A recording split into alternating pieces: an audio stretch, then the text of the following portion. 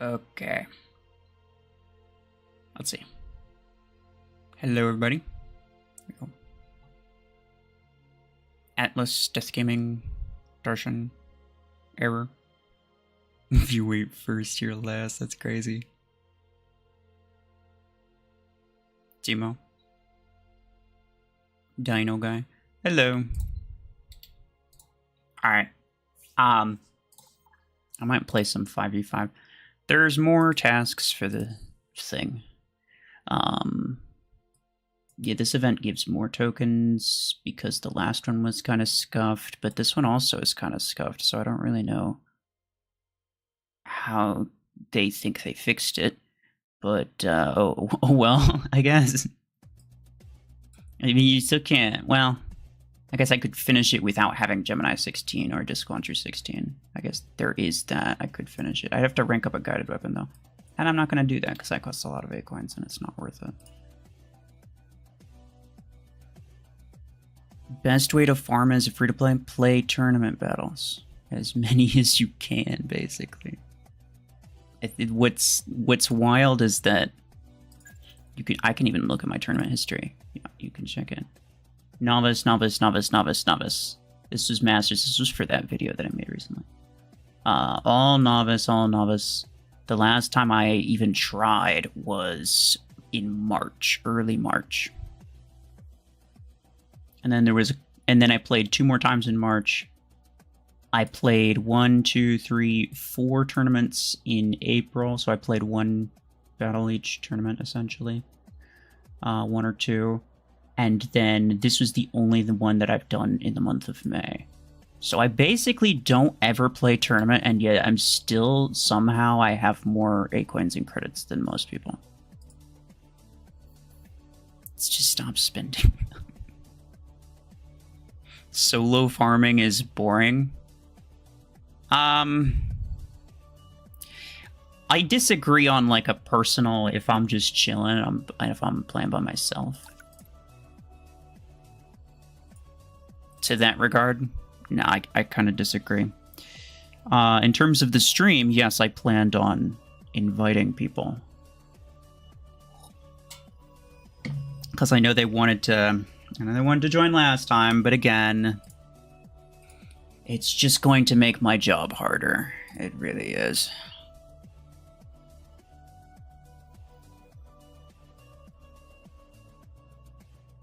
New players can get kill shot. Probably from like an offer, like $2. They have a lot of those. I've seen like cheetah offers for $2. Anyway, what do I need? I need like support mechs, right? Bunch of, guided stuff, whatever. And this is pilot related. I still have time for this. It doesn't really matter. Pilot's rank twice. That'll probably happen because I am slowly leveling up my rare pilot. This one. Oh, I can even rank you up right now. Let's go. Very cool. And then this one, yeah, support mechs, support mechs. Long range kills with support mechs. That's not gonna happen with that build. Wrong. So you know what I'm gonna do instead is Cryo 6 and 10 Arachnos, and then I'll just completely get rid of the Ares. To be completely honest, this is probably what I should do just in general. Like, I don't think there's any reason to keep the Ares. Its shield does not do anything, really.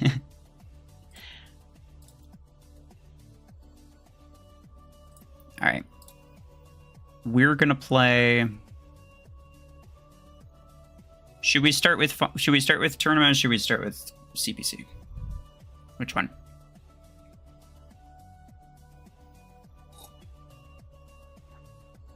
Isn't it a good idea to always keep 1,000,000 credits as free to play?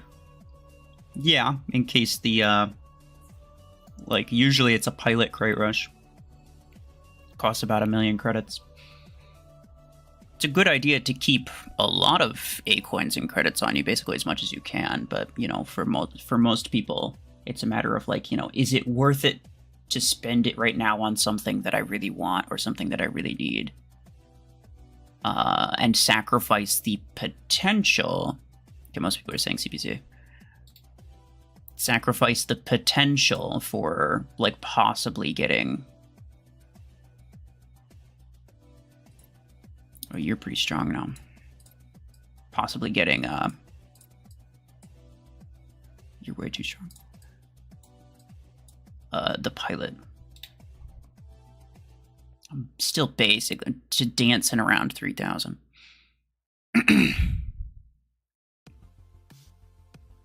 Yeah, let's go. Any tips for the playoff event? Which one?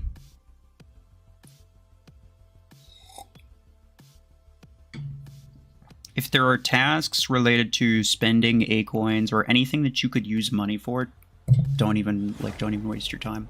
It's a pay-to-win event, and you're not gonna win.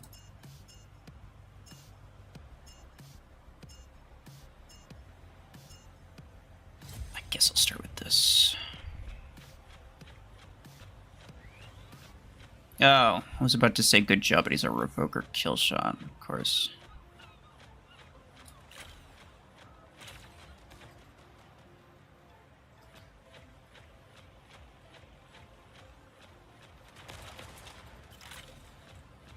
I stole it. You're a nomad? Are you kidding me? Did you buy that, or are you tanking? Or both? I do want to put together a team for...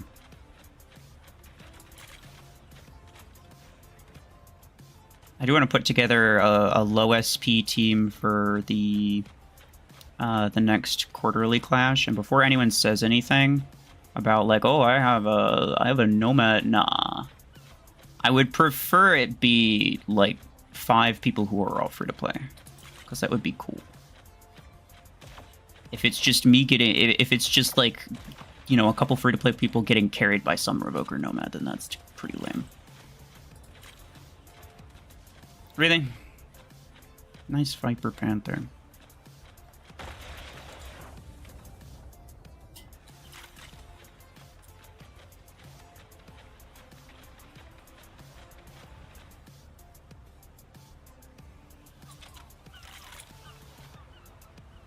Bruh, I can't deal damage with this stupid thing.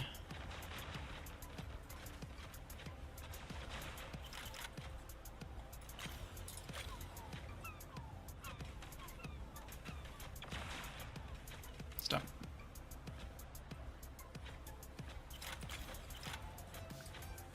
Hey, I got him. Let's go. I got 2 kills. I need so many. This is gonna take so long. I'm gonna have to do this on my own time. Like, there's no way I can finish any of these tasks with people. And this is why I don't invite people when I'm trying to finish things.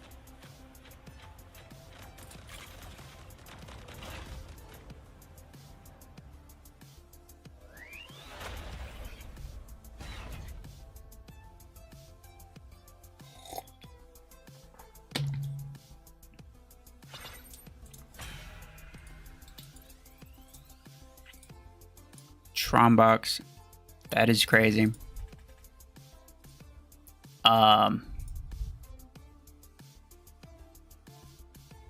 Let's go back. I didn't say to stay.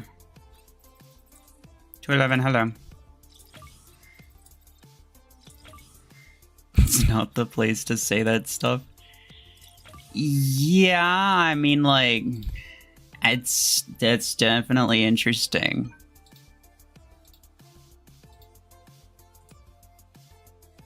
You should ask people to use support weapons, but most people don't have support weapons. Most people just have what they have, and they're going to use what they have. Just getting dailies? Yeah, fair enough. Well, if you're okay continuing to join, then I'll keep inviting a couple more times.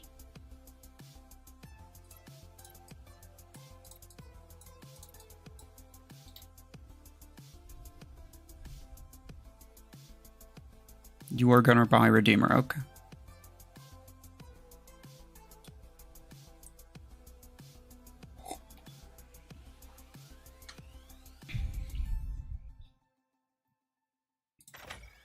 None other than Surscape211, yeah. You make my dailies easier. That's good to hear. I'm trying to finish those, like, you know, get guided kills and stuff tasks, but yeah, inviting people makes that harder generally, but people want to join, so whatever.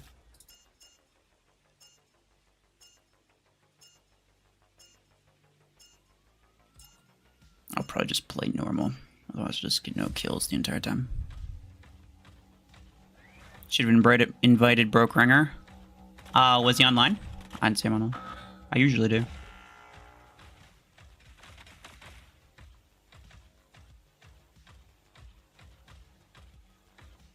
I see you streaming often.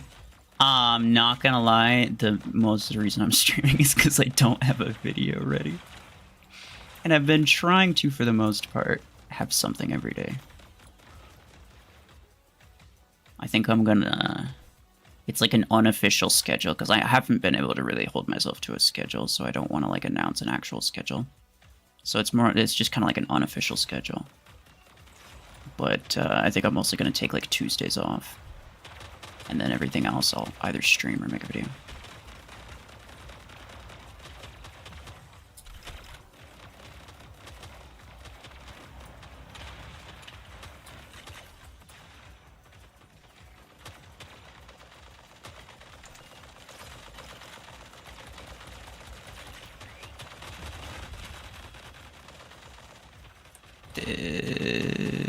Come on.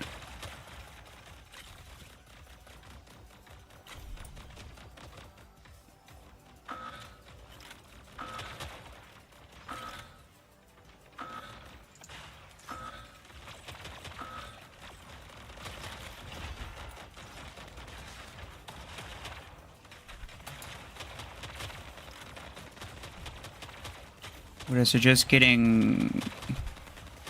Sorry, what? Why didn't I invite you? Because I only have 4 spots. What do you mean? I can't invite 5 people and have a team of 6.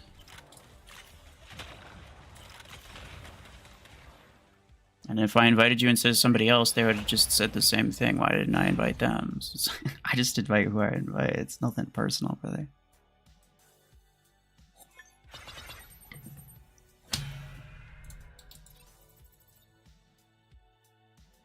Would you suggest getting CR12? What does CR stand for?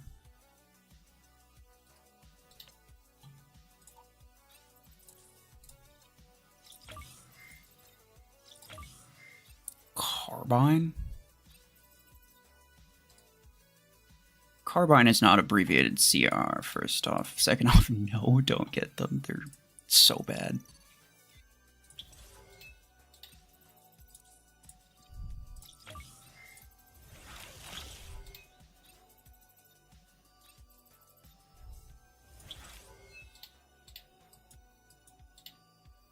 Someone thought you paid for a rank 3 Panther? It's a fair assumption. I probably would think the same thing.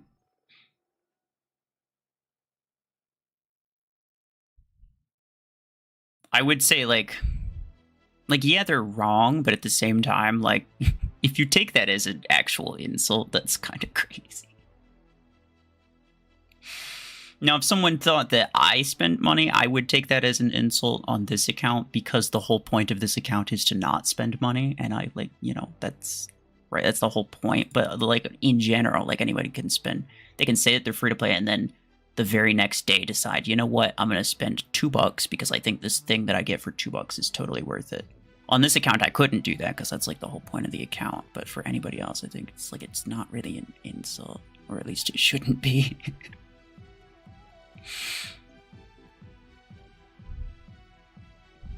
They feel good, but at the same time, they're kind of weak. Carbine is very weak.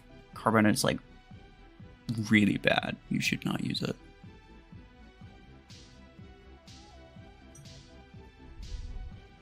Is a Gemini crate worth the 120 for everything included and not having anything? Oh, yeah, I forgot about this. So if you don't have any of it, the 10, the 12, and the 16. I mean, I guess define worth it, because none of these are meta weapons, right? So at that point, it's like it's not like you're getting a meta thing, but you get what, 10 blueprints for each one, which will immediately get you to rank 5 as long as you spend the A coins. I'd say the most cost-effective way of doing it. Oh, never mind. The weapons have like way lower drop chance. That figures. I was gonna say just spin it until you get the weapon that you want, which will usually happen before, you know, before you finish the entire thing. But no, the drop rates are super skewed, so that's probably not gonna happen. It's up to you. Gemini is a very good weapon, and it's a lot of fun. But yeah, like I said, it's not meta. So in that regard, if your plan was to buy a meta item, that's probably not gonna happen. Carbines were useful. Were always kind of bad due to having small optimal range. But the lack of other options in beta made them useful. Now they're bad. That's true. Yeah, that's true.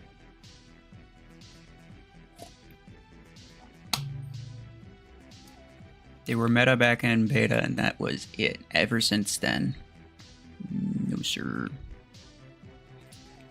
Rank up Storm Rack 10. Oh, okay. Let me just do that right now. Oh, wait, I can't. What do you mean? You think just because you say it means that I automatically have the credits and the A coins and the blueprints? Do I just, like, materialize them via sheer will? You thought it was meta-ish? I don't think so. I don't think so. Like, you'll see people using it in, like, very low mod or unmodded custom matches, but I don't think it's a meta item. They do hit like a damn truck, but if there's a multi-layered mod in the way, then you're not getting anywhere with it. So, yeah.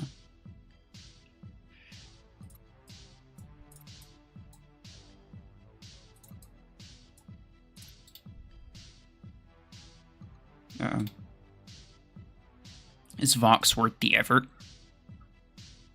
Should you rank up a cheap guided weapon? No, I wouldn't say so. I haven't, and I don't plan on it. What I'm going to do is I'm just going to get as many tokens as I can without wasting A coins. Because there's a fair chance that a later task down the road you'll end up missing for one reason or another. Or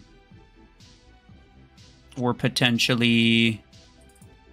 Oh, yeah, it's because the game's bugged. Whatever.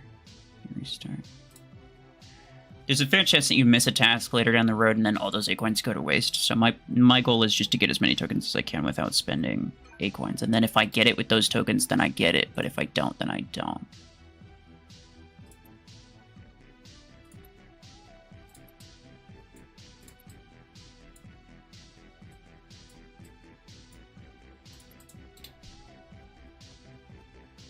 Treester, hello. Welcome back.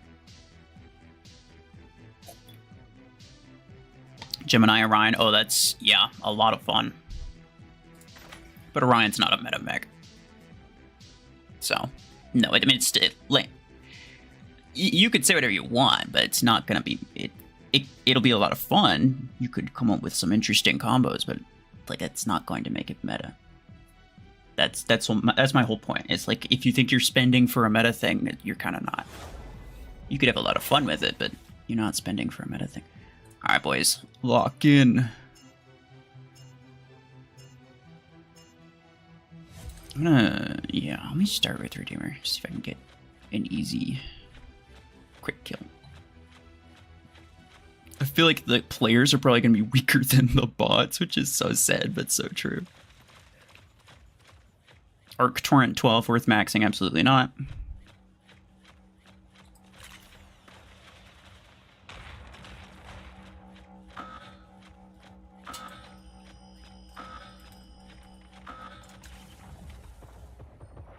Watch out.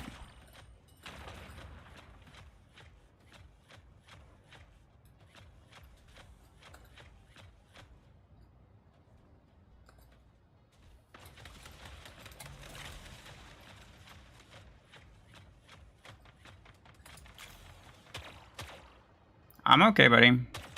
Are you? I'm alright with this interaction. What are you gonna do about it? Oh, he's gonna do that about it. I just keep paper cutting him to death. Hey, pal.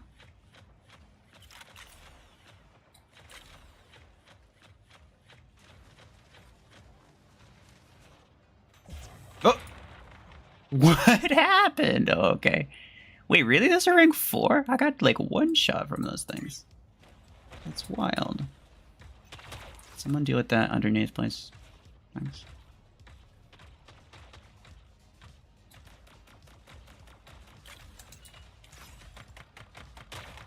Hey, buddy.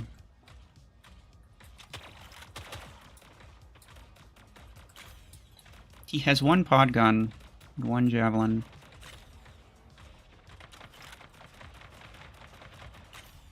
I'm gonna deal damage with that. Yeah.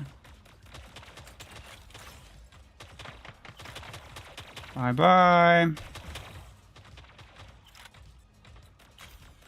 Also you.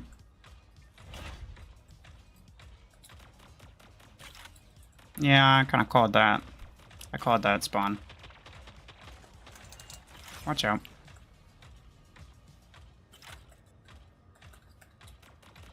Might spawn there.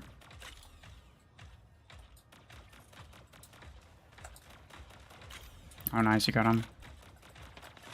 You get him stuck. Oh, he's got overdrive. Oh, okay, I mean, I did kill him, but... Rank 3 overdriver. Okay. I need support stuff, damage, and kills, mostly, I think.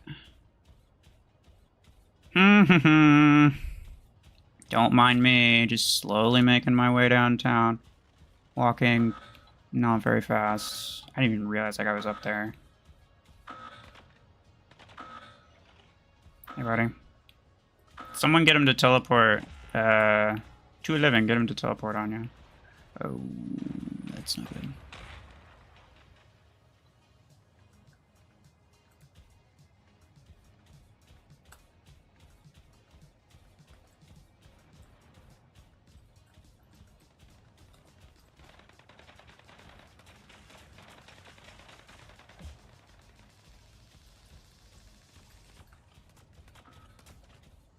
Oh, he's right there.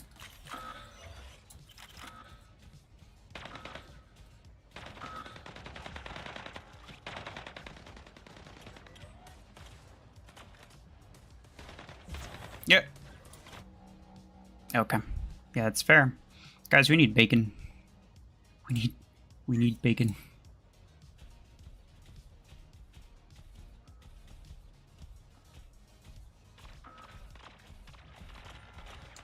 Stop.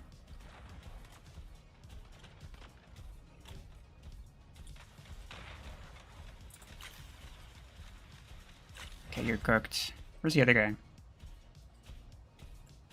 Ah. He's gonna kill me. Yeah, I shouldn't have poked out, but I mean, it was the only chance, so 1 influence left. Guys.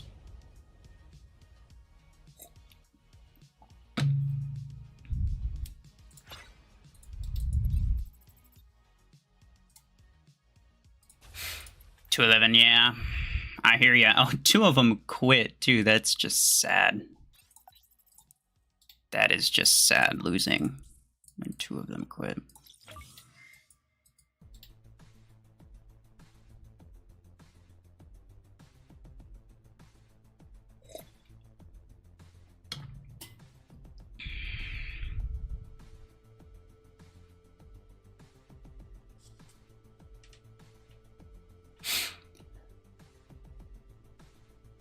Deadpool, hello. How are you?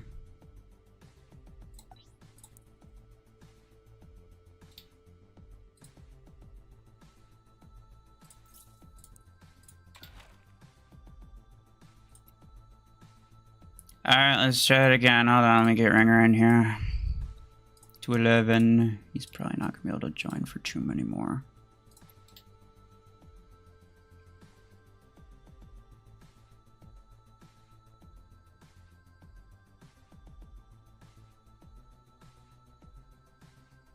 You gotta go, Trumux. Okay, bye-bye.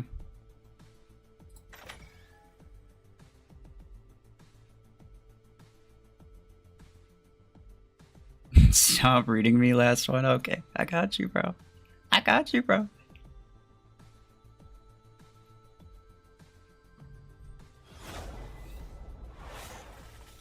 EMPs don't last very long. Yeah, the only one it does is Surge, which is the stupidest one. Like, I don't know why that one lasts so damn long.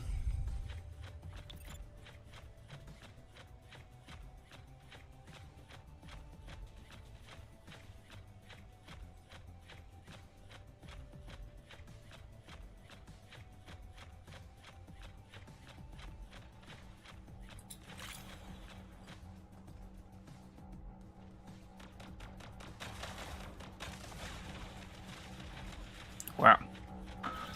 Double unloading Starmark after he's loaded up with Podgun is a commitment. It's definitely in my top 10 ways to waste ammo list.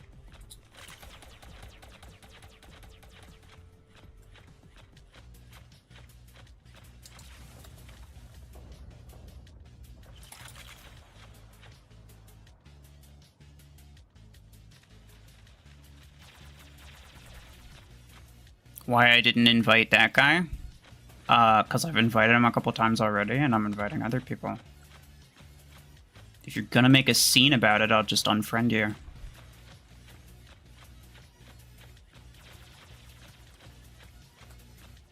Let other people get a turn, dude. Come on. Don't be petty.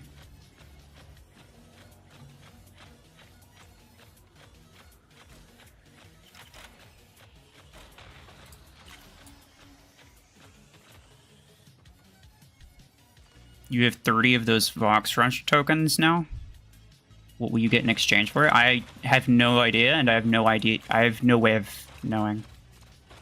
So here's what happens. I'm gonna say this, and then everybody's gonna forget, and then everybody's gonna ask me the next time because they're not gonna pay attention, or they're just gonna forget immediately after. So I'm basically wasting my breath here, but I'm gonna explain how it works. The way that I know what the exchange rate is if I get a token for the event, but I already have the main event, like I already have it finished. And so when the event is finished and I get a token for it, it just automatically compensates me early. Otherwise, it'll wait until the event's over before compensating me because the event's still going on, right? But a lot of times Ringer, that is a build of all time. A lot of times what happens is, let's say, for example,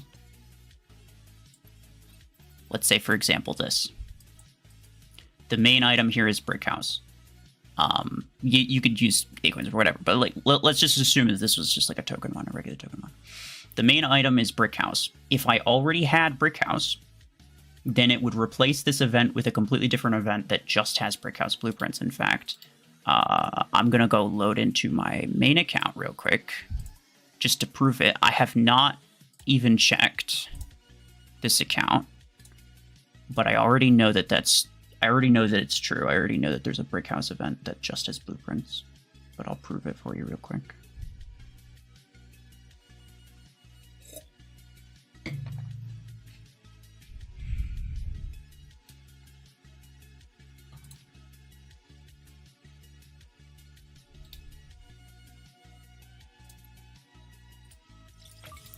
We do that. Brick House. How about that? Oh, that's very cool. Yeah. How about that? Bunch of Brick House blueprints. So what happens is when the event, when I have the main thing that's in the event, and something like this happens, then it replaces it with a different event. But the tokens, let's say you get a couple free tokens from some tasks, right? And it's for the Brick House event that gives you Brick House. It's not the same token. Because it's a different event, it doesn't, like if I were to get that token on this account, it doesn't work in this event. So this is considered a separate event that it replaces it with because I already have the item. So in that case, if it gave me the token, I'd just log out of this account, log back in, and it would automatically, in my inbox, it would show it would show that I got compensation for the token that I had that I can't use anymore. And so that's how I actually know what the compensation is ever, is because I already have the thing. But for this specific one, even though Vox is the main item, it just has, she's just like grayed out, and I can get all the other stuff. It doesn't replace it with a different event. So, TLDR, I don't know what the compensation is, and I won't know what the compensation is until the event's over.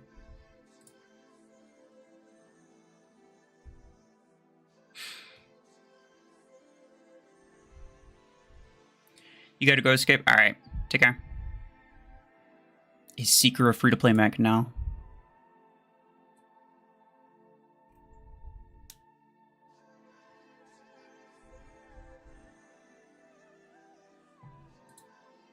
Vox event is good. I mean, I think it's a good opportunity to potentially get something good for free. If you really wanted the pilot, like, I've had this conversation with somebody else on Discord. It's like, it's not like somebody's like, oh, it's pay to win. I'd have to spend a bunch of ego, and it's totally not fair. If you wanted the pilot that badly, go into the gear hub, scroll down. She's literally right here for A coins. That was part of the announcement, the news, instant access to Vox. Apparently, nobody actually read that except for me, but. Yeah, you could just buy her straight up with A coins if you really wanted to, but you can get some free tokens and potentially get her for free if you just kind of like keep up with stuff. Myself personally, I don't plan on spending any A coins to get tokens because I don't think it's worth it. You could if you wanted to, but I wouldn't really recommend it. Is the Chungus event worth it? You can read my latest community posts to see what I think about that. Before I started the stream, I made a post on the Disc Launcher and the Brick House Crate Rush. And maybe when I end the stream, I'll make a short on both of them too.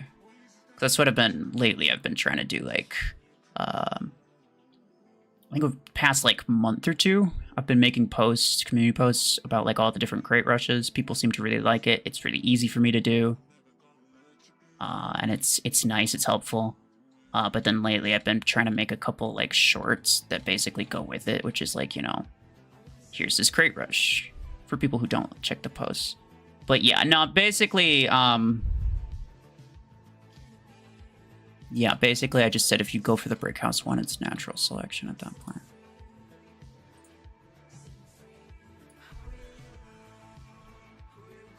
Them some genes you don't want in the pool, if you know what I'm saying.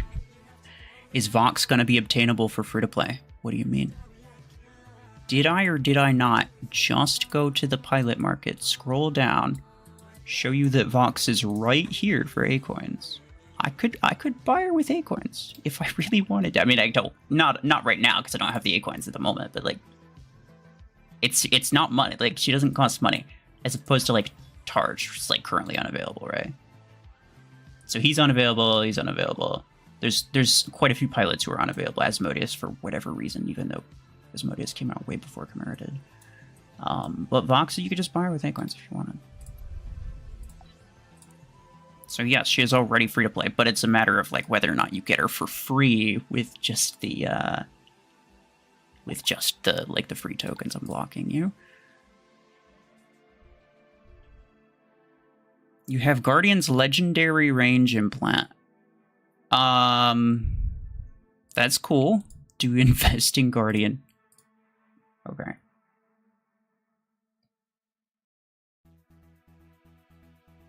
So when I say that one mech is good or one mech is bad, what I really mean is like the absolute pinnacle of this mech is good, or the absolute pinnacle of this mech is bad. There are some mechs like, let's say, Gatecrasher and Onyx, where if you get, a lot of people actually buy them like rank 3, rank 4 early on around my SP, and they do super, super, super well. But the like super late game, maxed out, whatever, they don't do well at all. So I say that they're bad. So the absolute best version of that mech, the, you know, highest level, whatever, with all the bells and whistles, nothing withheld, is bad. Which essentially means if I say, you know, Guardian's not worth investing in, I don't mean Guardian's not worth investing in, but if you have the range implant, then that means it is with. Like, don't change what you upgrade just because you have a fancy implant for it. That's a great way to waste your A-coins. You know, if wasting your A-coins was your primary goal.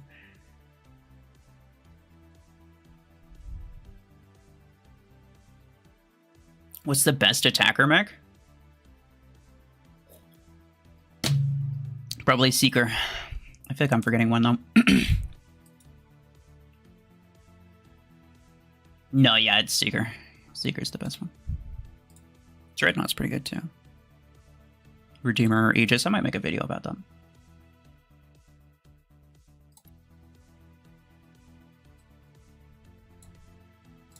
I have not invited you. Or you, I don't think. Ringer's in a battle. I'll invite him later. You. And you. Is Guardian good in endgame? Absolutely not. 2 months of playing, I saved up 10,000 A-coins. That's crazy. People are going to think that you're cheating, but like... No, I don't know specifically how you got that. And I don't even care that much. Like, maybe you played tournament, maybe, I don't know. But... like, legitimately, most people will think that that's impossible for them to do simply because they cannot help but spend A-coins on useless crap. Like, the moment they have 2,000 A-coins, they're trying to convince themselves. They're asking, they're asking one person, then another person, then another person, until someone says, oh yeah, go for this thing. And then they're like, oh hell yeah, because they just can't wait to spend their A-coins on something. And I kind of understand it, but like, you have, like, it's nice to buy new stuff, but you have to exercise restraint. Like, you have to. If you want a lot of A-coins anyway. I guess you don't have to, but you know what I'm saying. These guys are in a squad. It's very interesting. It's a very interesting situation, though. I might, at some point, even buy the Guardian range implant with A-coins on this account. Could be kind of nice.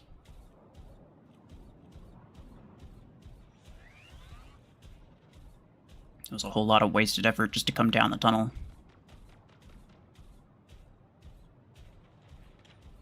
But yeah, I mean, like, guys, you do know that they're going to reduce the prices of all of the rare stuff. And I don't mean just the purchase cost. I mean the upgrade cost, the rank up cost, the blueprint, the amount of blueprints it takes. All of that stuff was mentioned in the announcement. I think a lot of people just didn't bother reading it. But all of that stuff was mentioned in the announcement, so do not, if you can help it, don't do anything related to, like, rare and lower mechs and weapons. Because you could just wait, like, a week and literally get it for cheaper. I don't know how much cheaper, but you could get it for cheaper.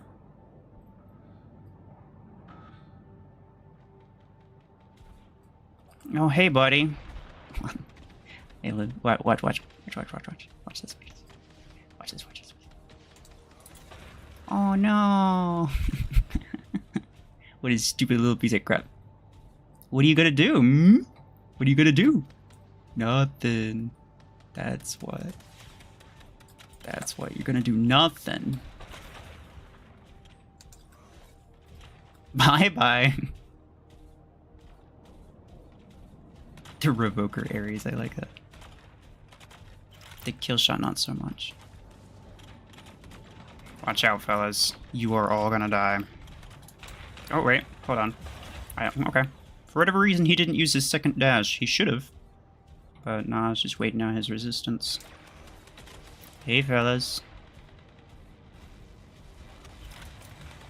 Sure does suck. Are you ready? He is ready. Like, actually. If ever there was someone who was ready, it was this guy. It's in the name.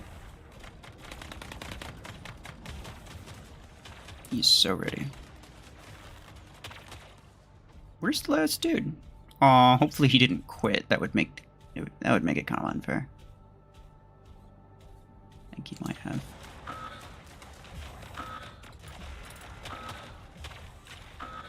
Wow. What about Epic Mechs? I mean, did you read the announcement? If not, you should. And if you don't feel like reading, then watch my video on it. Pretty recent video. You should be able to find it. Yeah, that guy left. That's unfortunate.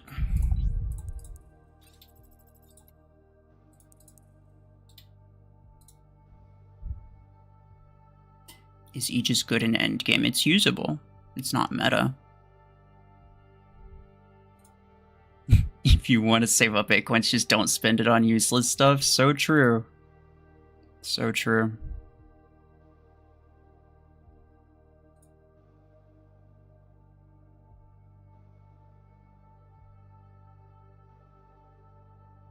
You need that Cryo Launcher 8 for new tier. No, you don't.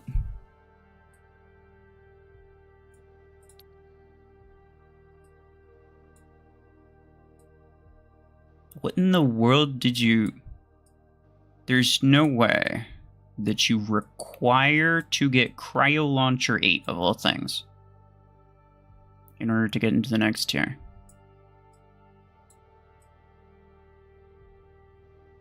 That costs so many acorns, dude.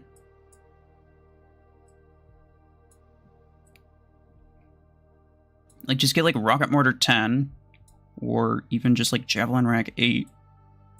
At least, you know, like these two, they both cost acorns and they're both useless, but at least you're spending less acorns.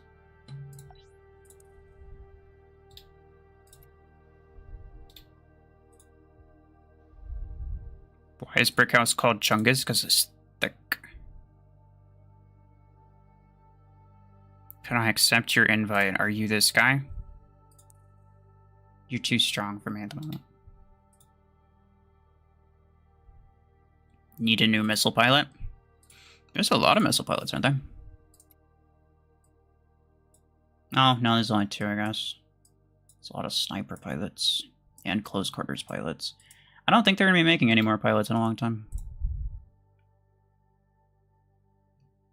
Your in-game name is Deadpool. Well, I don't see...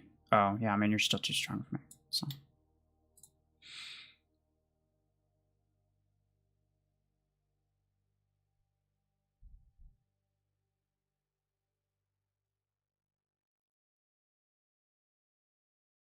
You have 1,300 acorns. Is it worth gambling for Brickhouse?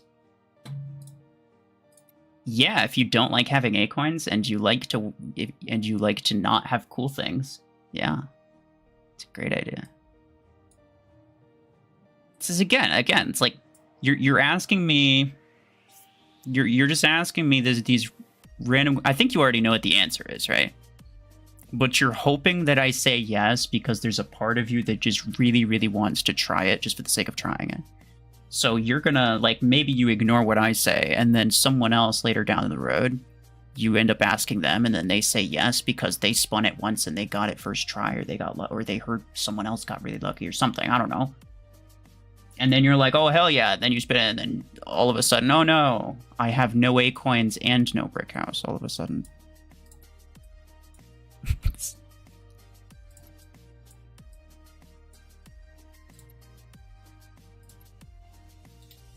I swear you're looking for a reason to spend your acorns. You know that you shouldn't. You didn't even need to ask. You know that you shouldn't. I don't think you're dumb. I think you just really, really want to spend your acorns. You need to not. Gameplay of Fuse Mortar. I mean, I have the 8s on this account. Don't ask how.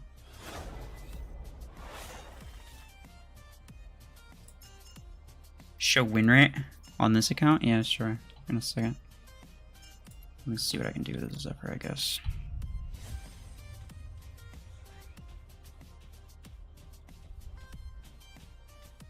Cryo is just a good option for time being. Oh yeah, Cryo is fine, but you can get the 6 and the 10. You don't need the 8.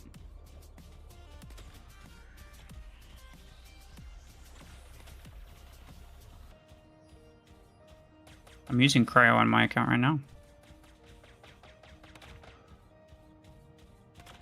It's not bad. Oh, nice, I got it.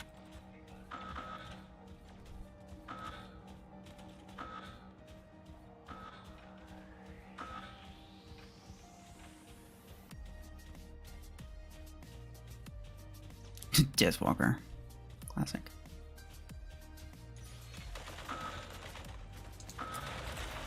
No! I was trying to EMP both of them, but...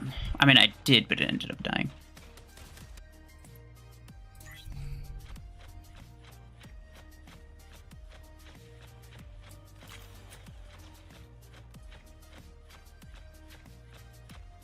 Can I give you a promo code?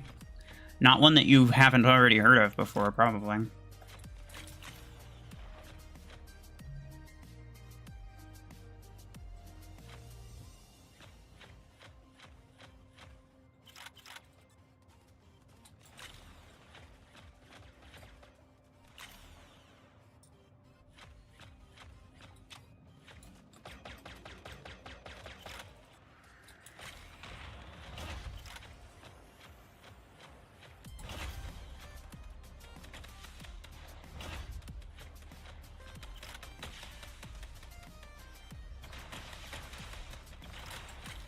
What's going on?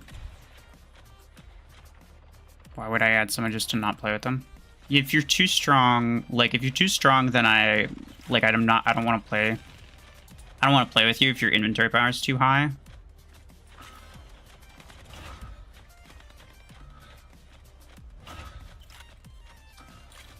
Because I don't want you to have to carry me.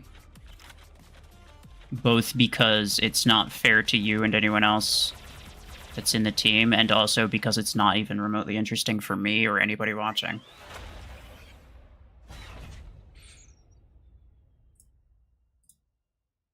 And yeah. And also it just makes it easier, because like there's a lot of people that want to be on my list, right? And I don't have a lot of space. In fact, I think my list is currently full right now, and I haven't really managed to shrink it at all.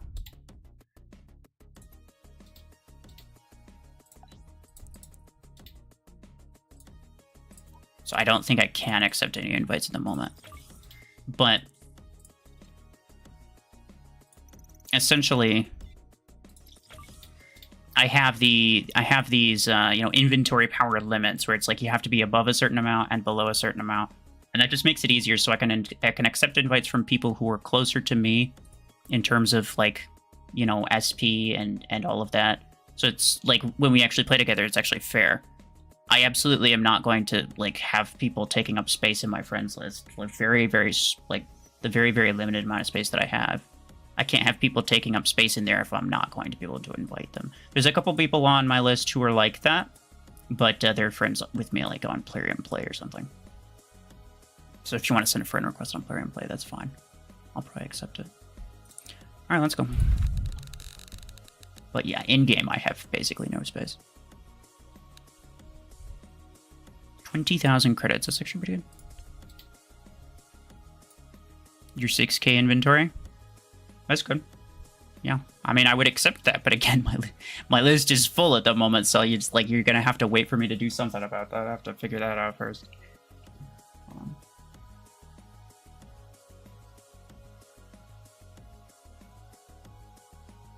Yeah, it's already monster time.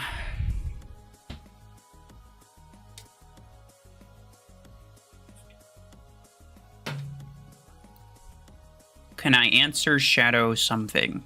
Is that your alt? We're getting pilots, mech, and A-coins in the last day of login. I have no idea. So, I mean, you say that because you probably know what they said, because you probably actually read the announcement, which is good for you. In which case, though, unfortunately, you know just as much as I do. I don't know anything. I don't know anything that you don't about this. So I know that there's a Tengu in it right now, and I have no idea what's going to happen when I grab this Tengu and it resets. I have no idea what I'm going to see. Did you get the free nade 8s? I did not. Where would I get them from? Is there a promo code? Not one that I've heard of.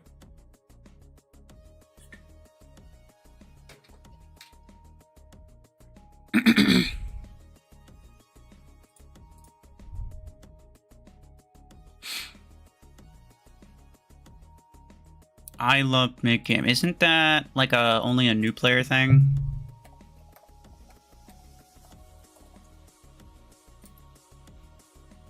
Only valid for new players, yeah. Nah, I already got one for new players. It was a different one. It was one for Tengu.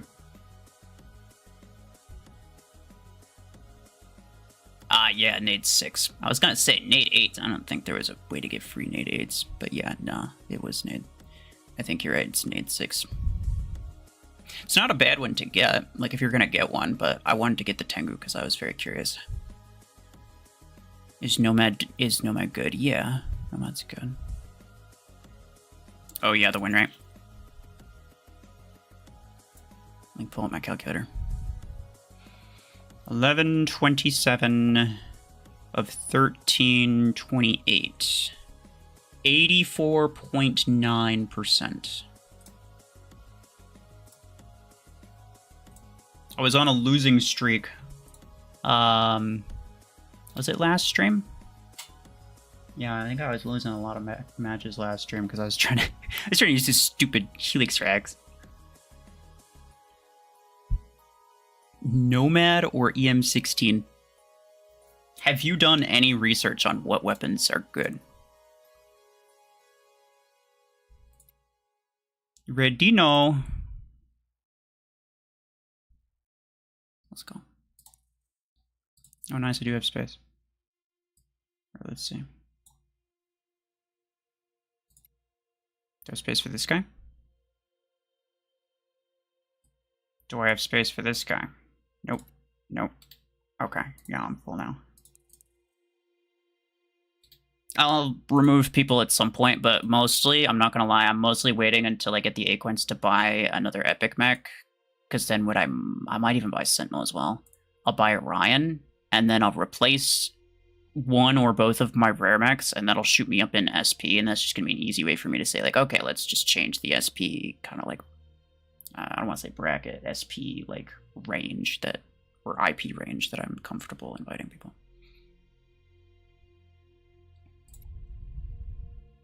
Red Dino, are you ready? Well, I'd ask him if he's ready, but I know he's not. There's a different guy who was ready, though.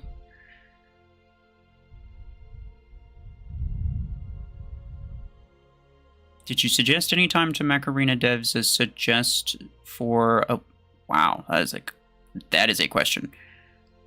For a new weapon or mech?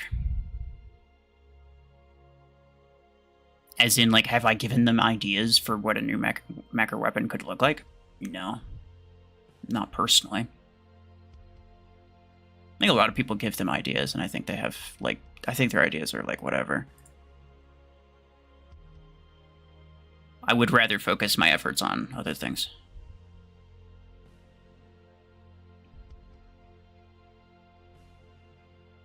Playoff of the Gemini. Oh. Not that one, this one. I'm not even close, bro. This is, hold on.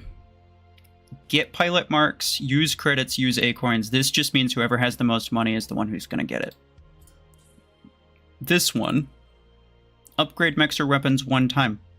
This just means whoever has the most money is the one who's gonna get it. It's not that difficult to figure it out. If there's anything if there's any task that you could spend any amount of money for, to get it, then it's a pay to win event.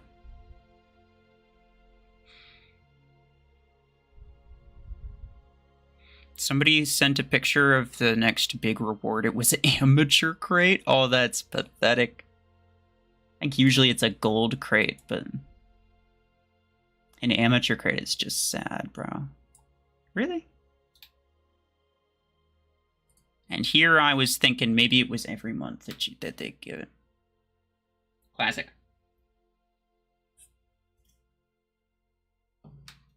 How are people able to get that high? Because they're just spending money. They're just spending their acorns on other stuff. And then just buy it. So it's not that they're like, oh, I really want this thing, so I'm gonna buy whatever. It's that they were gonna buy it anyway, so it's just like, yeah, whatever. I'll just do it while this event is active. Let's see. Are you YouTube? Yes, I am YouTube.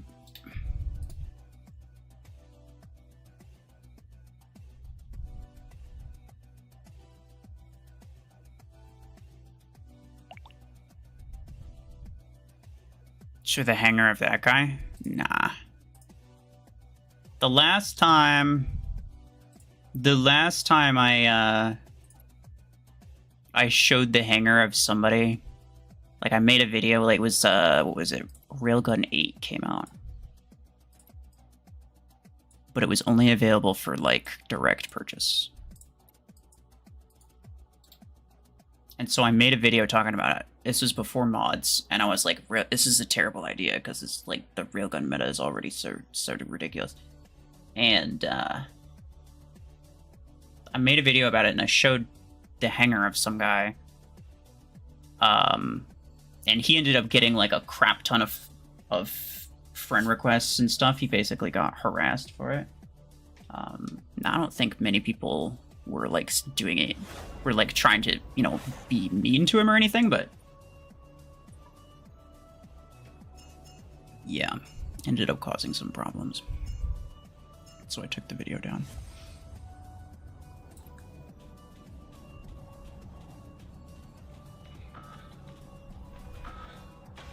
You're 6.8k and you want to join the clan. 6.8k SP or inventory power? That's a very nice shield you got there, Ed. I should have gone underneath. I might still. Stop. Holy crap, dude.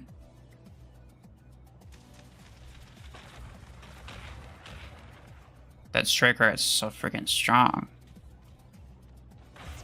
Oh, I thought he died. No, he's still there. He's basically Max Lancer.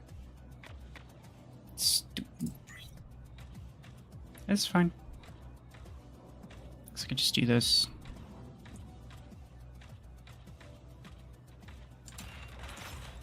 Hey, buddy. Uh-oh. What are you gonna do? How about nothing?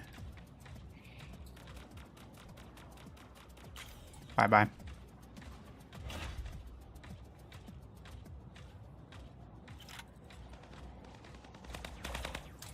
Get him, Morris. He's so oblivious. Buddy, I'm right here. Watch out. Ooh, that's...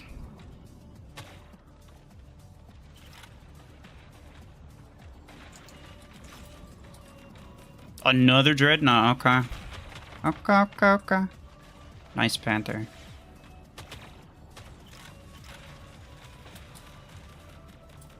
Get out of the way, please. Oh my God. This is why you don't crowd in the same area, bruh.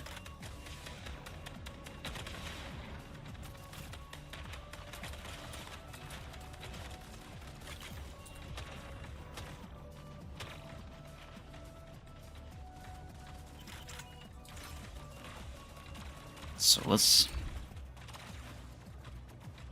He's almost dead to that. Not quite, but almost.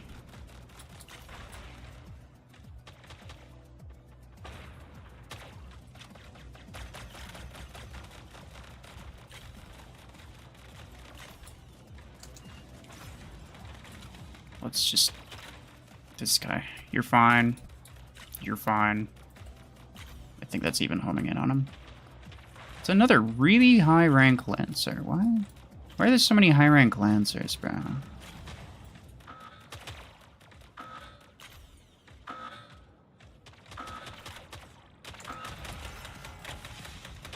It does suck.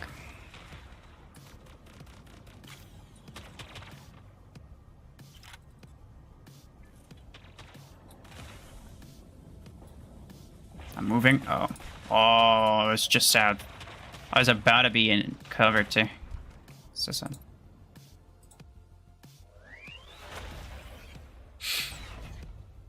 They're getting free kill shot and disc launcher 8. That's crazy. Good for them though. Right?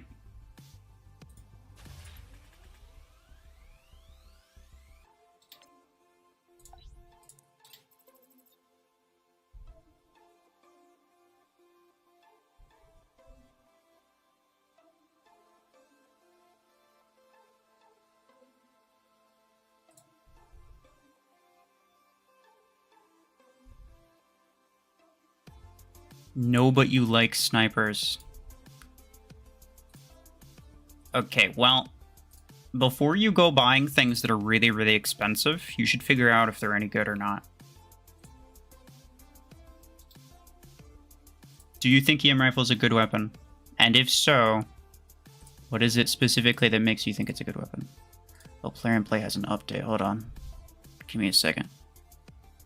Hopefully it'll make the game stop freezing all the time, dude.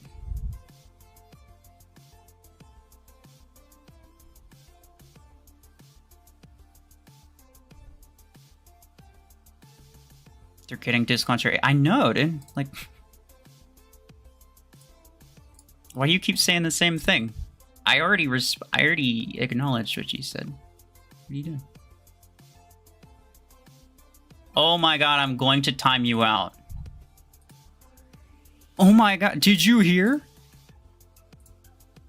It's not like I said this 10 minutes ago and you already responded to it.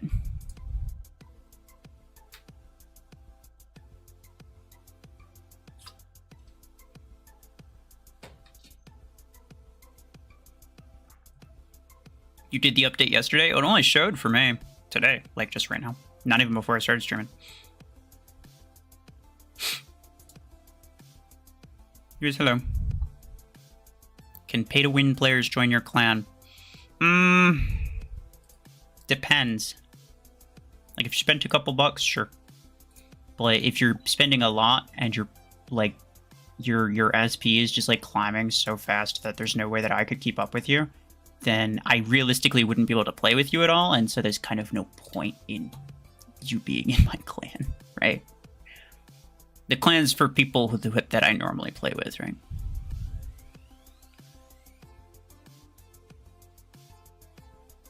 You have Eclipse and Surge both 20 energy, and you have Revoker 10.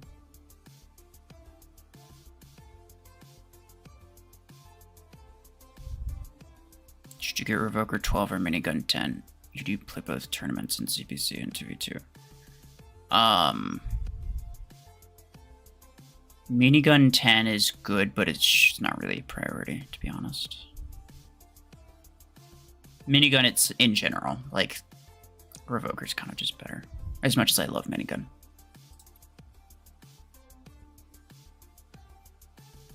Yeah, Red, sure you can. Because I know you're not going to be bothering me all the time.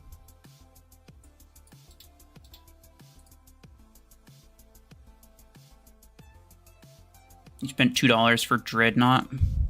Or Dread Shot, I don't know which one. And 6.8 inventory. Very cool. Yeah, you know, as long as we... Are you on my friends list right now? I'm not gonna say, yes, you can join my clan, because if I haven't played with you, like, at all, then I'm, like, no. We'd have to play a couple battles. First, I think.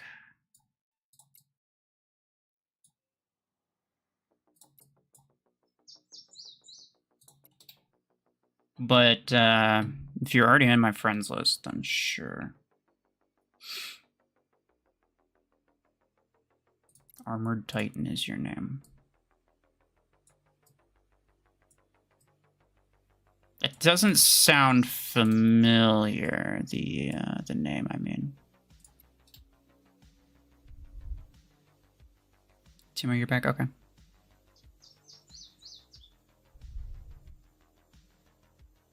You'll send a request? Well, if you're not in my friends list, then I'm not going to accept it, sorry.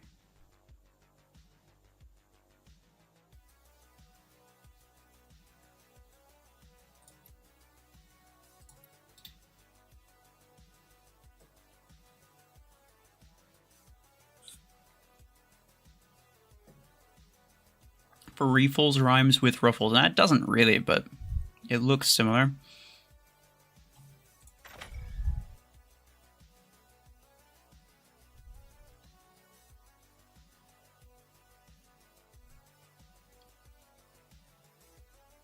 You like that it's good for Orion, gives high damage?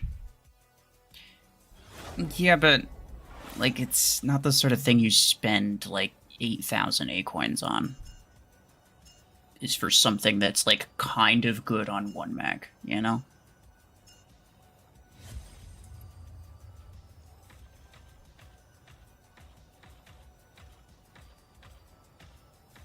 Like you could buy Surge and Eclipse and Nomad for basically that amount. Like not all three of them at the same time, but you could buy one of them for basically that amount.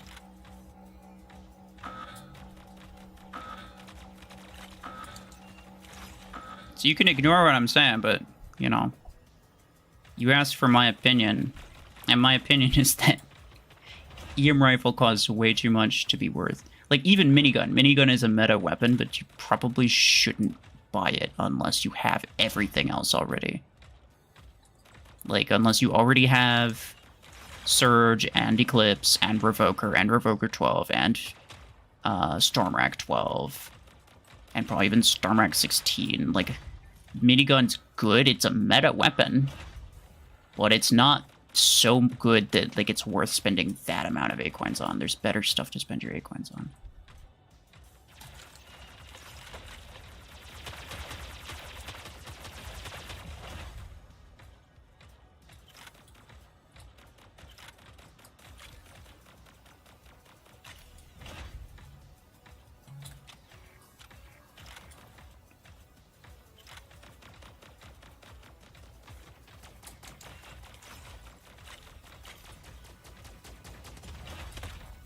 Is Nomad worth getting? Yeah, it's pretty good. You don't have to get it. You can watch my Surge versus Eclipse video. I actually did include Nomad in that. I should maybe change the title and thumbnail, but I really felt like Surge versus Eclipse was a good title.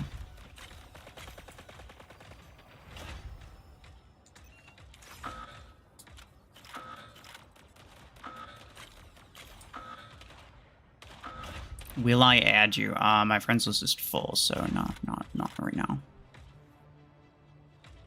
Like I said, I plan to get a couple more mechs, and then when I do, my squad power is going to go a little higher.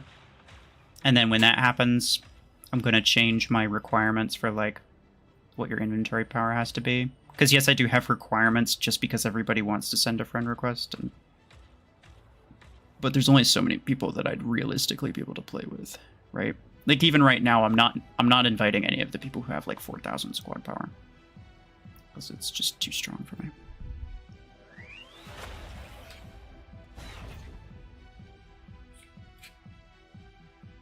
Change the title to the Hate Triangle. I could. You look and sound like Steve-O. I have no idea who that is.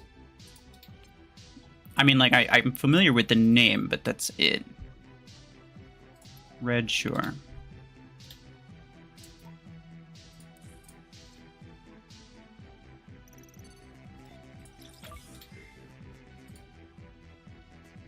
You want to join the clan? I know you do. Look, we'll deal with clan stuff later. There's gonna be...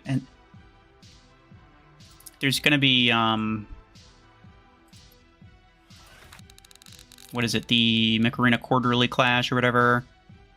Registration for that'll open within, I don't know, a month or so. 10,000 credits is not bad. It's not bad. I think right now I could go and buy Revoker 6. I'm not going to, but I think I could. Yeah, I was gonna say, I'm pretty sure it costs that amount. Very cool. Yeah, no, I'm not going to, but... Yeah, alright. Well, I'll deal with, Could I at least accept your friend request? First, no. Me not accepting you into the clan is not like an obligation where it's like, oh, okay, fine. Even though you owe me this, at least do this. You're not obligated to anything, first off. And second off, again, my list is full. I can't accept any more people. Like, I tried. Look. This guy is within the... Failed to accept players hit friend limit. The player in this case would be me. And you might say, oh, maybe it was that guy whose list is full. Nope. Can't accept this guy either. Or this guy. Or this guy. Or this guy. Or this guy. It's me. So my list is full. And I'll deal with it later. I will.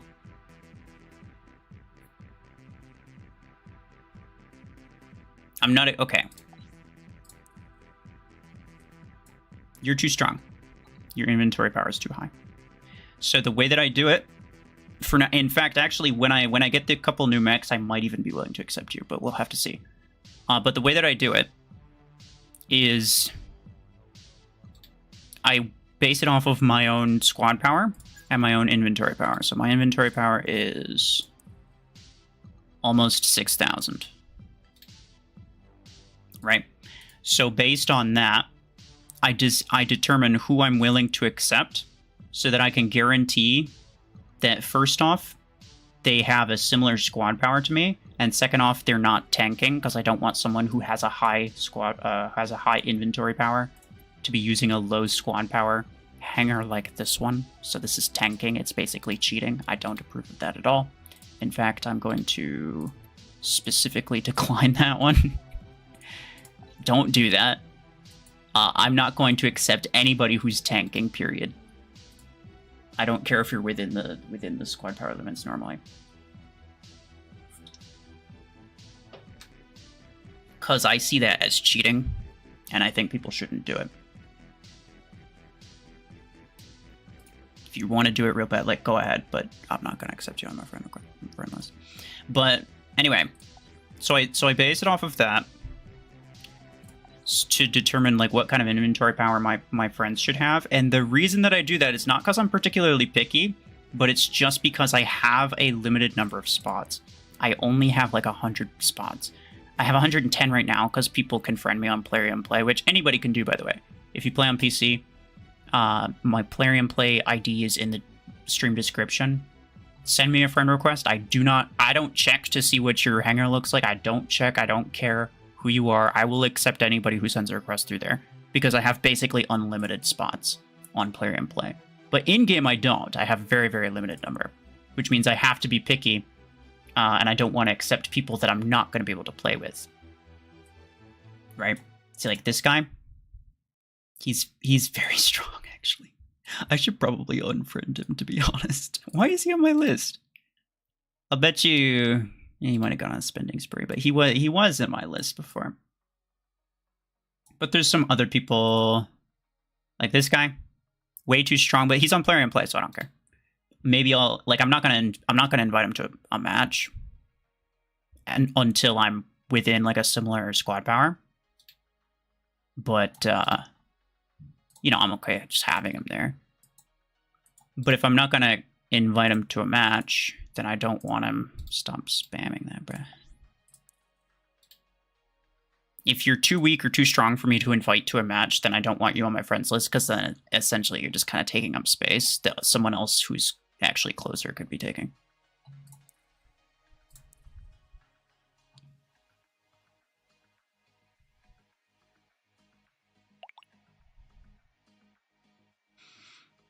Red, are you in the YouTube chat or no?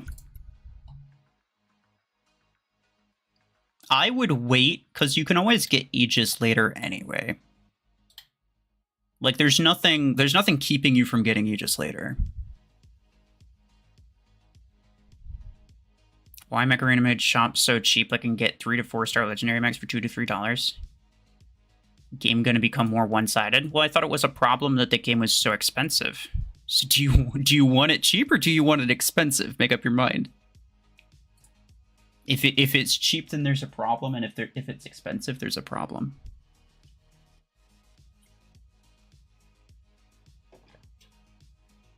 So my question at that point is like, okay, do you want the game to be better or not? I would say if they're making really good stuff really cheap, that's an improvement.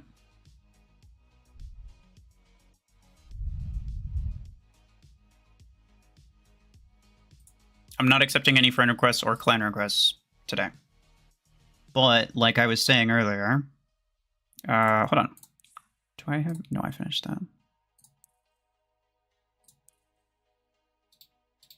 Okay, yeah. Like I was saying earlier, there's a. You're getting a little strong too, to be honest. There's a.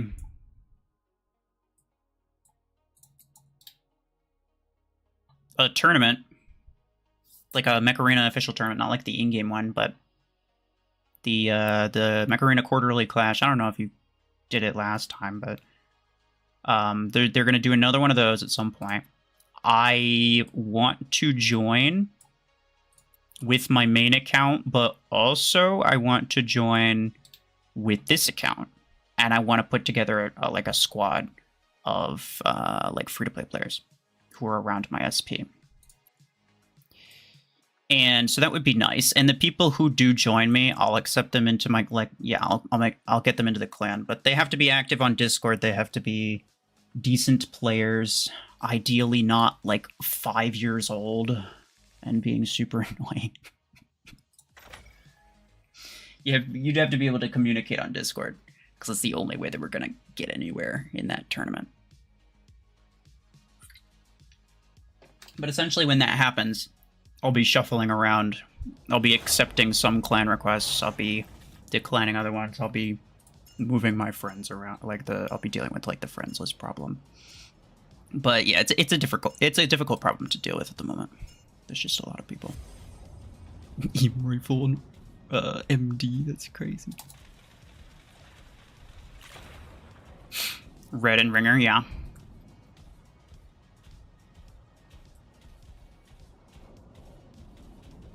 I don't know if Red would want to on the this alt account, but unless Ringer's gonna be joining in a different one, I'd be willing to take him.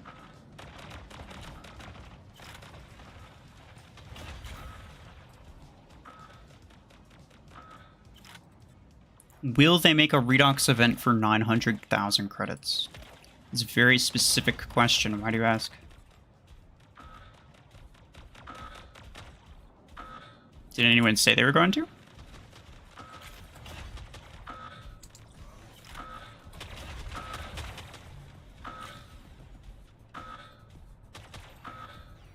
Thank you.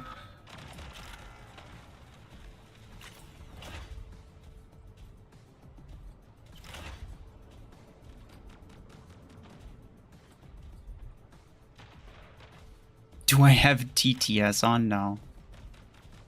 TTS is the most annoying thing that ever existed. Oh, I'm dead.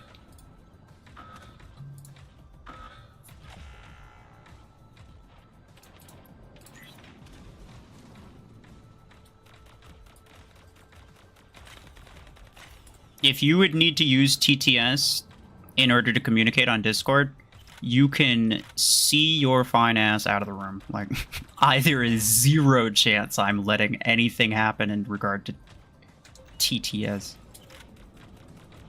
Most obnoxious crap I've ever heard.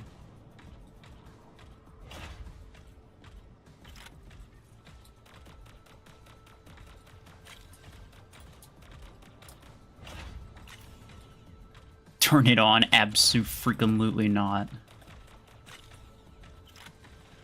Look, just because you have no taste doesn't mean I don't.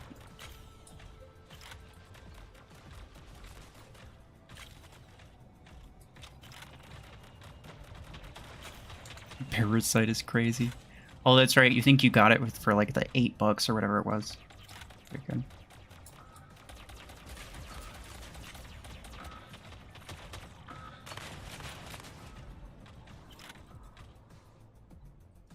Thinking of quitting the game and just watch video of it, but I spend money on it really make me think twice.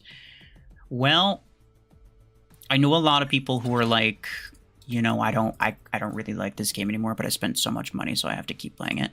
But that is basically just a surefire way of ensuring that you continue to spend more money. You know what I'm saying? Like, if you think you've spent too much money on it, then quit now before you spend even more. It's not, like, if it's not good, then it's not good. Like, don't keep going, bro.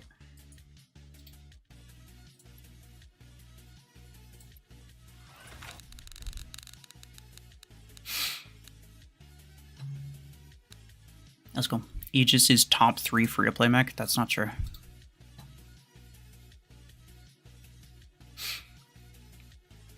I can think of 3 legendary scouts that are free-to-play that are way better.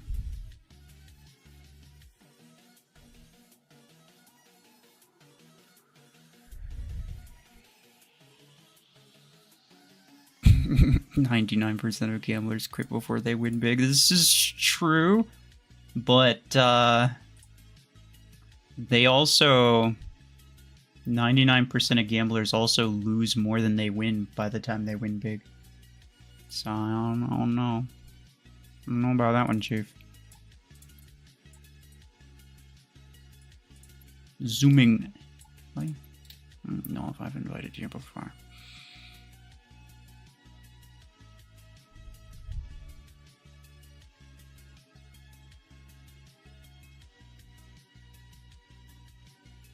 All I want is some graviton blueprints, but all I get is particle blueprints. That's a terrible situation to be in, honestly.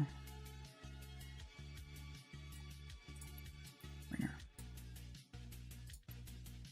What are you even in the clan? What do you get from the Mech Arena Clan Wars? Nothing. Like, when I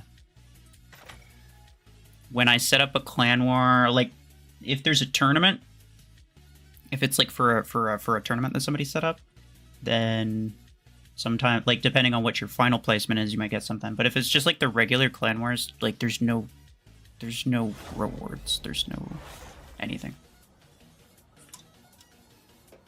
It's literally just like both teams kind of get together for a good time, essentially. I'll go left, I guess.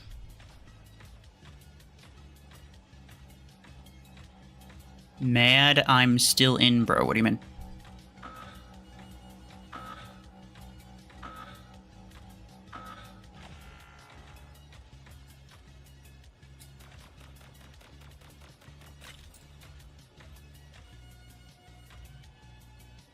Do you feel like you have more fun playing your free-to-play account or the main account?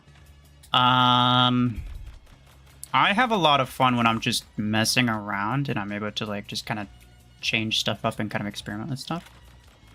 So I can't really do that on this account, but I wouldn't necessarily say that I enjoy them. I wouldn't say I enjoy one more than the other, but I definitely enjoy them in a different way. Like, this account is nice because, like, there's less super sweaty people unless you're playing a tournament. Like, I see some random, like, I see some very random mechs and weapons that can actually do really well, too. Like, it's pretty entertaining. But then, you know, on my main account, I can actually mess around with stuff. I thought I pressed a button, bro. I'm sorry. Did he die? No, he's right there. Oh, yeah. Called that spawn. I called that spawn. I'm so dead.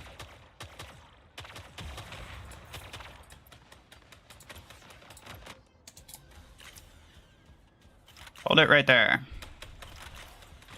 Oh my goodness. Who's that Tengu? Zooming? Thank you. Good spawn. Oh no. Oh, that's OC. That's an Ember Seeker. That's so unfortunate for him. I'm dead.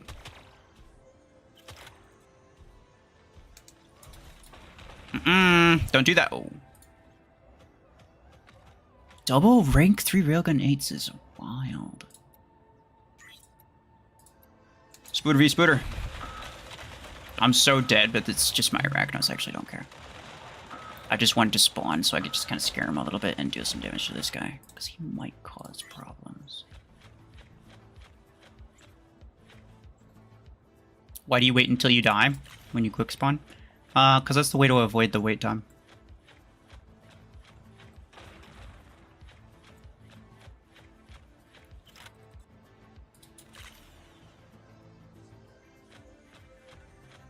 There's two ways to do it.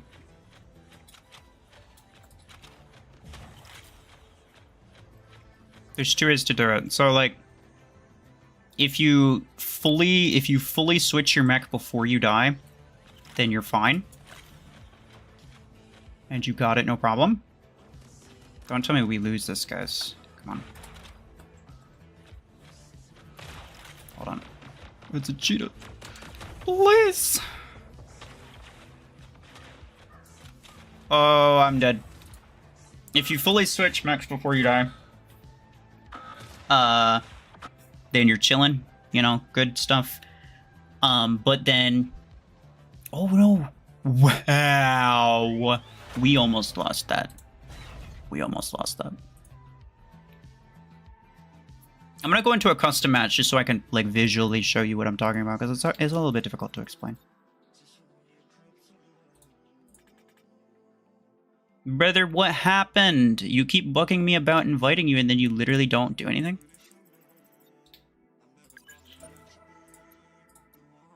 Wild. Alright. Oh, nice. I got 3 tokens from that.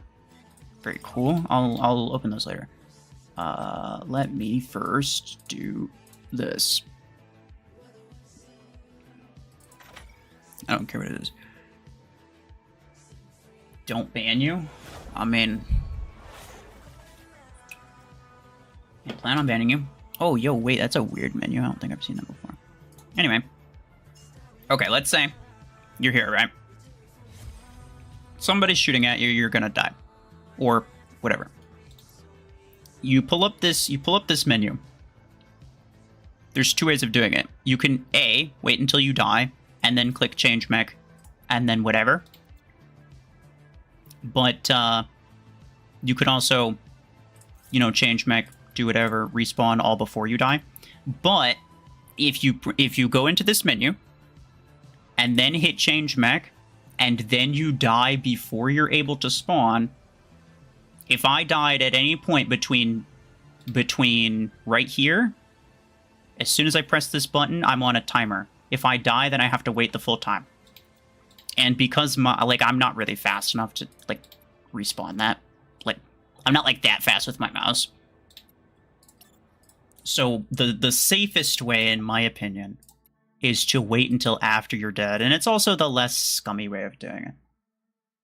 People set up like macros or whatever to like do that, but I don't like doing that.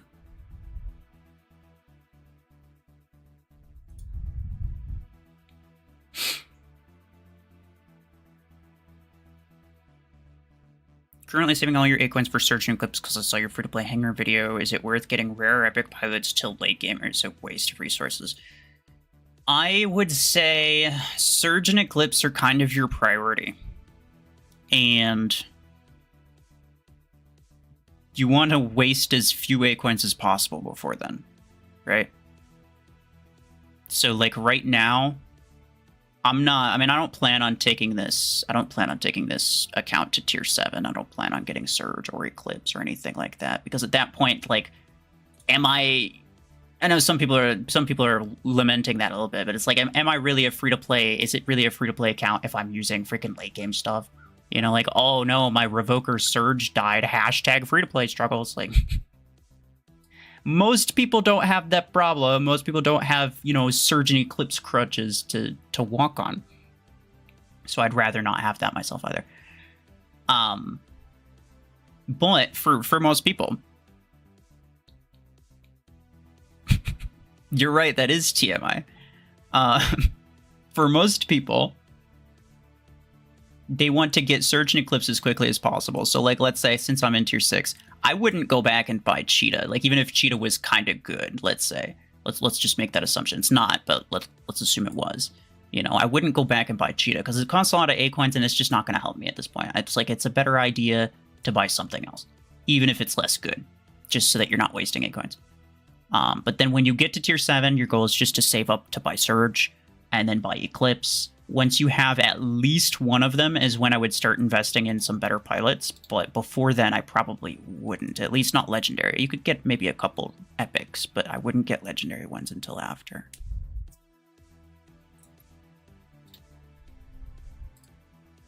How do you use Plarium Play? I mean, I don't know. Just download it. It's not that difficult. 6 energy weapons are rather underwhelming. The fact that almost every legendary weapon has a 6 energy variant is actually, like, upsetting to me. Like, why in tier 4 are there a bunch of legendary weapons? Like, if I can't get a legendary mech until tier 7, why am I getting legendary weapons? That I think legendary 6 energy weapons just shouldn't exist personally, but whatever. All right, let's do these. You kind of wasted Acorns on Neve. It's a close quarters pilot, though. Close quarters and missile pilots will almost always be relevant. Like, regardless of what updates they do, regardless of what changes in the game, close quarters and missile weapons will almost always be meta.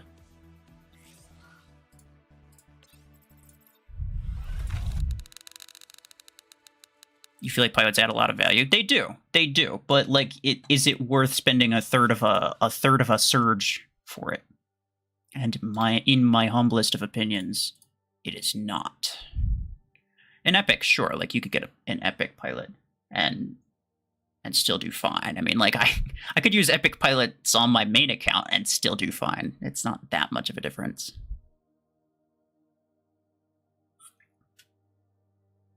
I mean, I couldn't play competitively with it, but that's not really the same.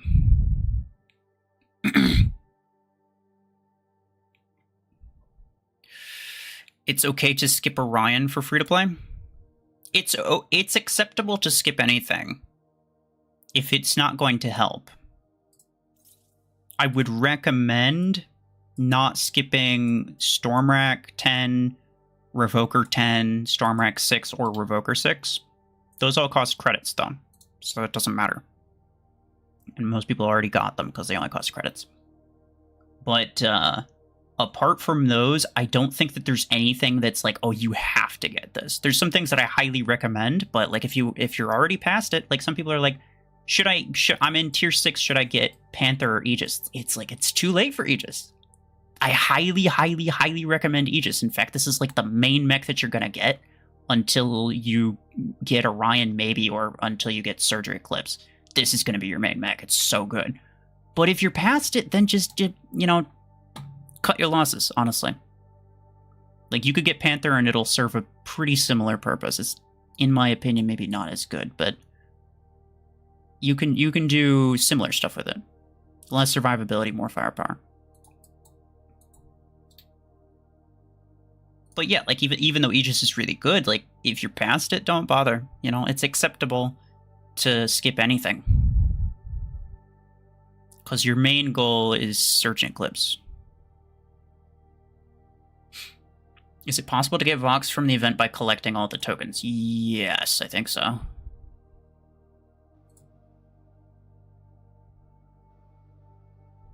Can I notice you? Yeah, hi.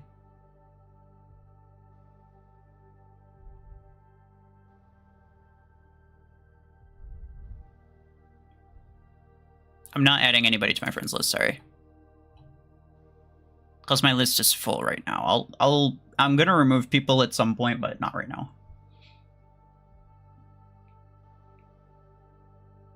Let's see. What do I have left to do? Kill 10 mechs with guided weapons in one battle? Are you kidding me? I don't think I can do that. Like, I actually didn't even realize that's what this task was until just now. That is not gonna happen. MVP 10 times on a mech with at least one guided weapon. Also not gonna happen. I mean, like, it happened one time, but as long as I'm inviting people, it's just not gonna happen. This is why I don't invite people for tasks. 25 mechs from behind. I've gotten 3 in the past hour and a half. That I can't do. Upgrade the rank I'm not gonna do. I could, but I'm not going to. This is fine. Pilot rank. Hold on.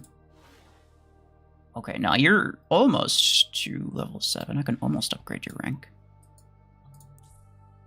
7 implant crates. I still have some time left. Maybe I can finish that.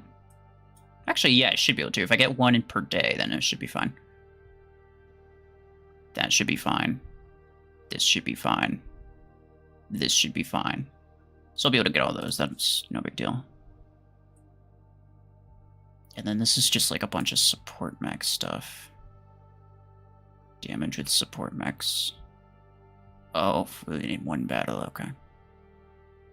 Upgrade the rank. That's not going to happen. Yeah, they're 1, 2, 3, 4, 5, 6. Okay, so I can skip 1. And it's going to have to be the rank up. Interesting. You're excited for the price reduction? Oh yeah, same. As a free-to-play player, I want to tinker around more with what I already have. Yeah, exactly. The number of people who are like, oh, I'm so upset because they're reducing the price of stuff that isn't meta is like, oh my goodness, dude. Like, really?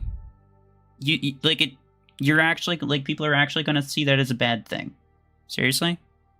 Like, you have to really, really stretch the imagination to see that as a bad thing. You could see it as, like, not particularly useful for you. Like, sure, that's fair enough. It might not necessarily apply to you.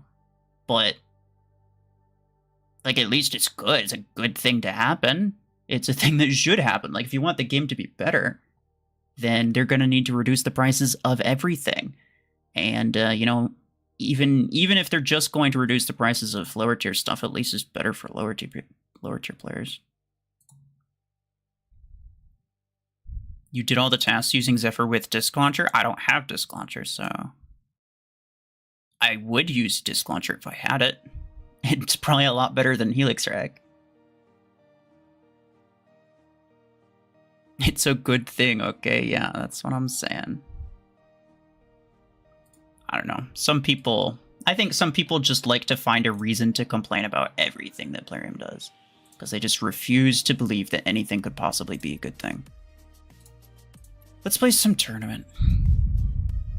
Helix Orion. I don't have Orion. I would if I had it, but I don't have it.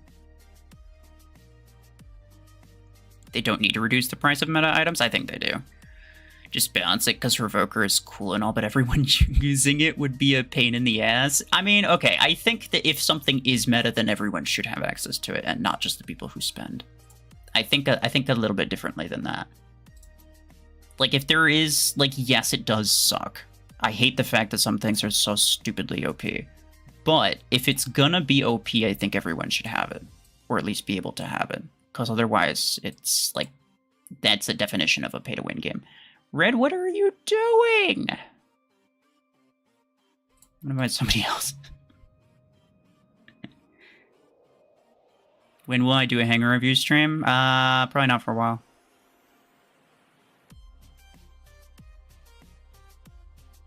It was horrendous. Probably the second worst. What was?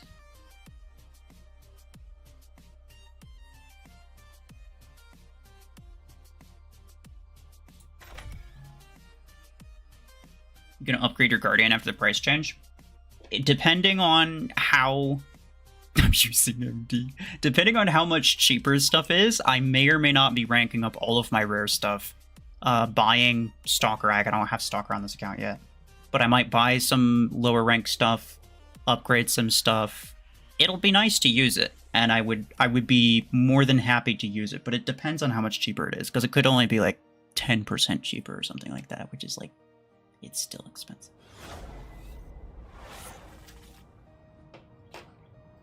So until that's set in stone. Well, this is kind of a crappy map. I'll use the Zephyr because I need support kills and stuff. We'll save the next 6k up for a Mech crate rush. It's not a bad idea. I wouldn't necessarily go for the first one you see. Well, a lot of the crate rushes are pretty bad, or like a lot of the mechs that they have in them, I should say. Because I had the Gatecrasher one, but Gatecrasher's not a great mech. Gatecrasher is not a great crasher. Don't.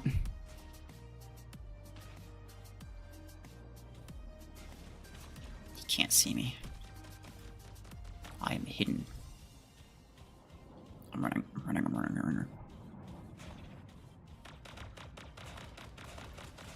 Someone needs to kill that guy. There's so many dudes over there.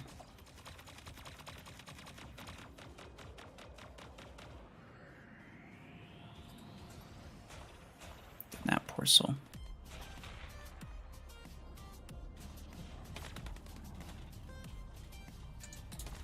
I got him. Run! No. Okay. I hate this map so much. Yeah, it's not great. I mean, I could just, you know, spawn the Aegis. But I want to get, you know, support kills and stuff. Which Aegis is not. Stop that. He has shotgun 8s. Let's go, dude. Mech. What a name. It is a name of all time. Hey. Hey.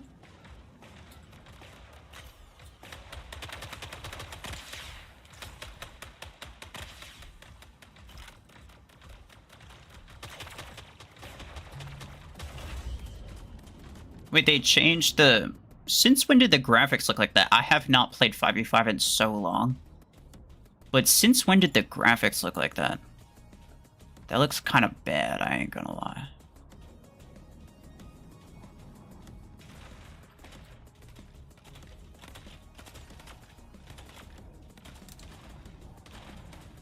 Mess him up. Oh, Zephyr gang, bro. Oh, hell no. Bro stood no chance. Get him, boys. Come on! Well, I mean, that's great. Yep. 3 Zephyrs, and I had to be the one freaking EMP because nobody else knows what they're doing. Alright, Guardian, dude. Stop that. That is a Normad. I like Normad.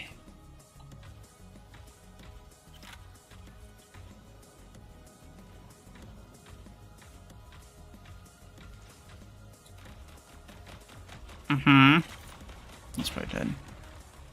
I got you, buddy. No. Back up. Oh. That was so sad.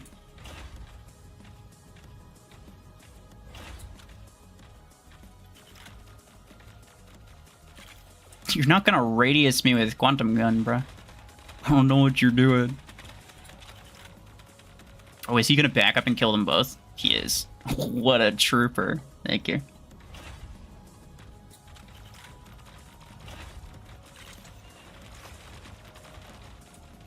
Fine by me.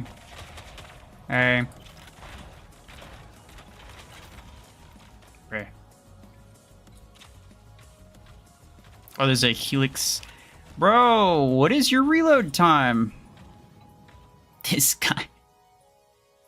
That looks so weird. Since like a week ago, he says. Huh. Oh, it must have been the same time that they changed the like sound effects for like when you're collecting stuff. Huh. Well, I can't really say I'm a fan, but whatever. No, the game still dies all the time. Bruno, okay, bye-bye. Thank you for being here.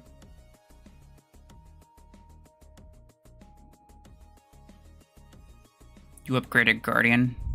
Why? Because it is so cheap. Now I run cheap non-meta stuff. It will be a problem. What will be a problem? Oh, you're saying like that's the sort of thing that people are gonna do? Well, people are gonna spend their credits or their A coins anyway. If they can at least get more upgrades out of it, I would say that that's a good thing. It makes their bad decisions less of a bad decision.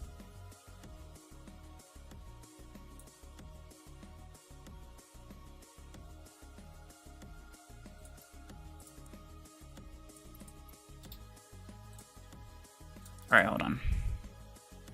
Oh yeah, I have this. When did you get Cryo Launcher 10? Like forever ago. I just didn't use it. I used to use it on Zephyr. I think I even made a video about it. Gate Crasher doesn't even crash other mechs. False advertising. Well, it's because it crashes gates. It doesn't crash mechs.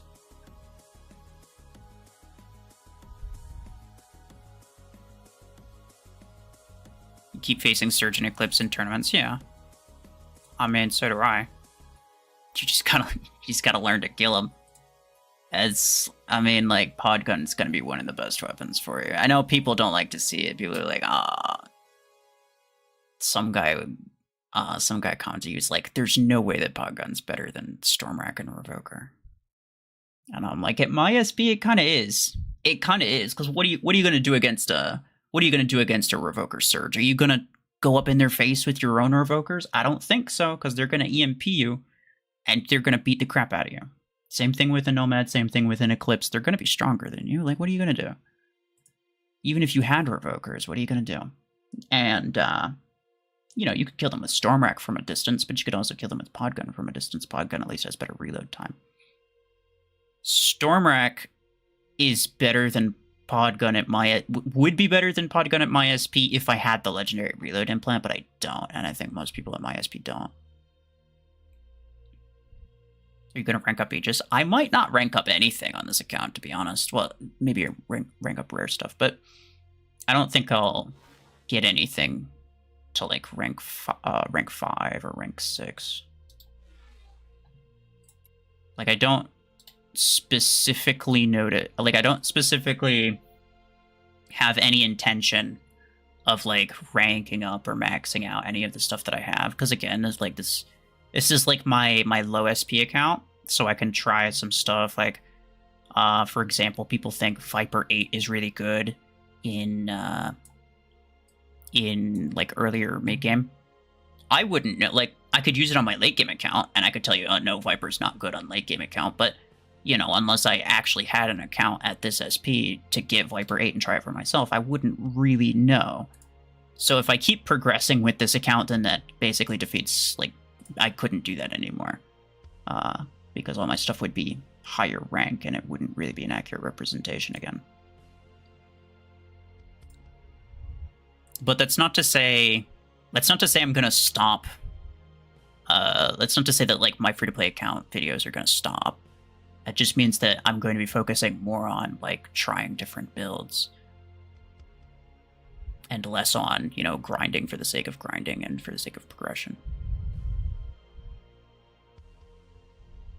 Mods on your rank 3 Onyx, that's crazy. Umbra, hello. Cryo Launcher 10 or Nade Launcher 10? I just made a Cryo versus Nade comparison video. You should go check that out. Vikas, hello, how are you? Disruptor or EM rifle? There's no way that those are your only 2 options. Neither.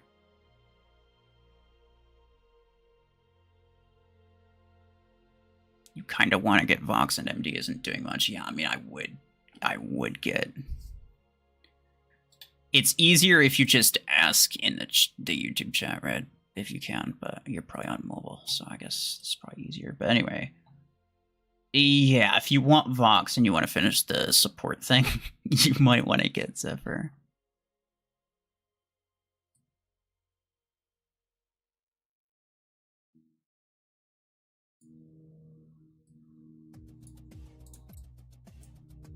He's like 0 SP, bro.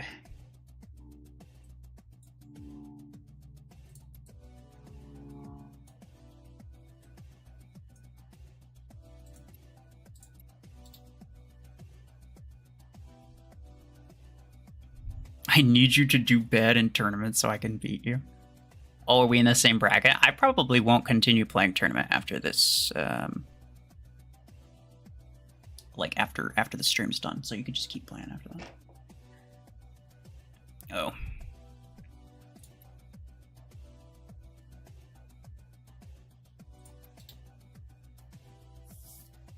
I was gonna do tournament, but I invited everybody for CPC. I don't know if anybody's strictly not okay with that, so I'll play just one CPC and then we'll go back to tournament. I forgot. Yeah, whatever.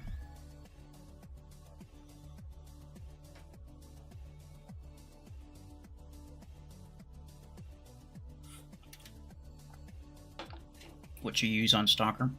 Whatever you have, whatever works well. In those first few tiers, it doesn't really matter what you get. You could get pretty much anything, it doesn't really matter that much.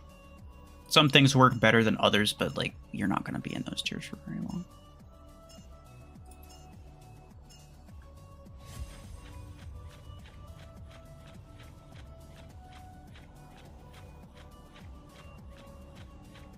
How many days until you delete the free-to-play account?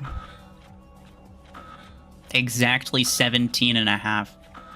No, why would I delete the free-to-play account? I mean, at very most, I would just stop playing on it, but I don't plan to stop playing on it. Like I said, people think for whatever reason, because I'm not getting Surge and Eclipse and going full pro gamer sweaty mode or whatever the crap they think that is. Like, just because I'm not going late game with my free-to-play account does not mean that I'm going to delete it. It just means that I'm going to use that account to test mid-game stuff to see if it's good for mid-game so I can give better advice.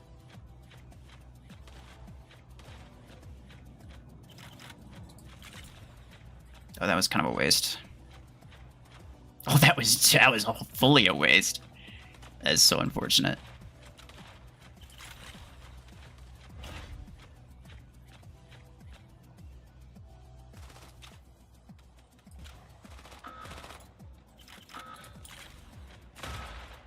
I'm dead. I'm so dead. It does have a carbine, in all fairness, and this guy also has a Jover, so I might be fine. Please, please, please, please, please, please, please. How long you been playing Mech Arena for? Like 4 years-ish.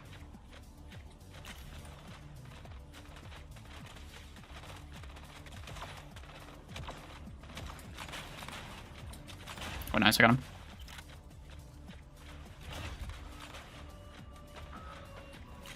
Can I get this guy? Oh, hold on. Yeah, let's go. I just need, like, what, 6 more kills this battle in order to finish the one task. Well, no, I'm dead, so it doesn't matter. A single voltaic RPG. Gaming Abe, hello. How are you? Oh, that guy's dead.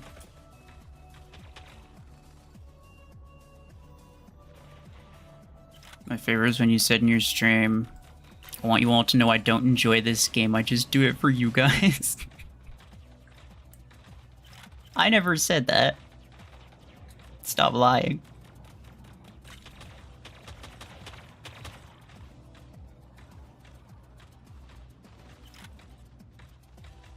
Okay, now go. Speaking of other games, though, I have been playing. I've been playing a lot of Repo with with a couple of friends. It's a lot of fun.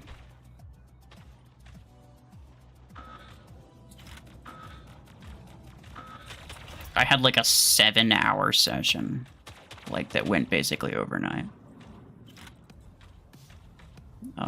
During the weekend. Where's the last dude? Oh, okay, he's over there. Helix racks are really good, but only on Stalker. I mean, they're probably good on Orion too, but I don't have either of them, so it doesn't matter.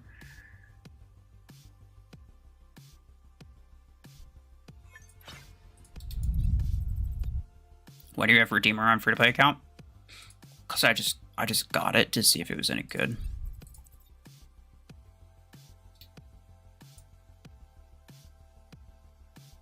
It was Redeemer or Cheetah.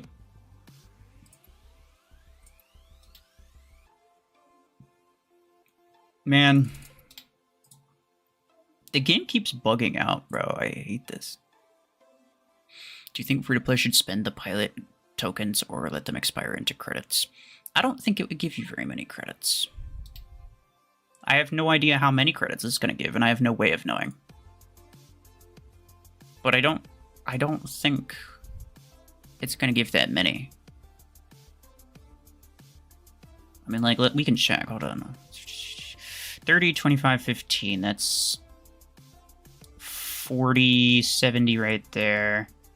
80, 90. It's like 120,000. Well, it's not including those. So it's like maybe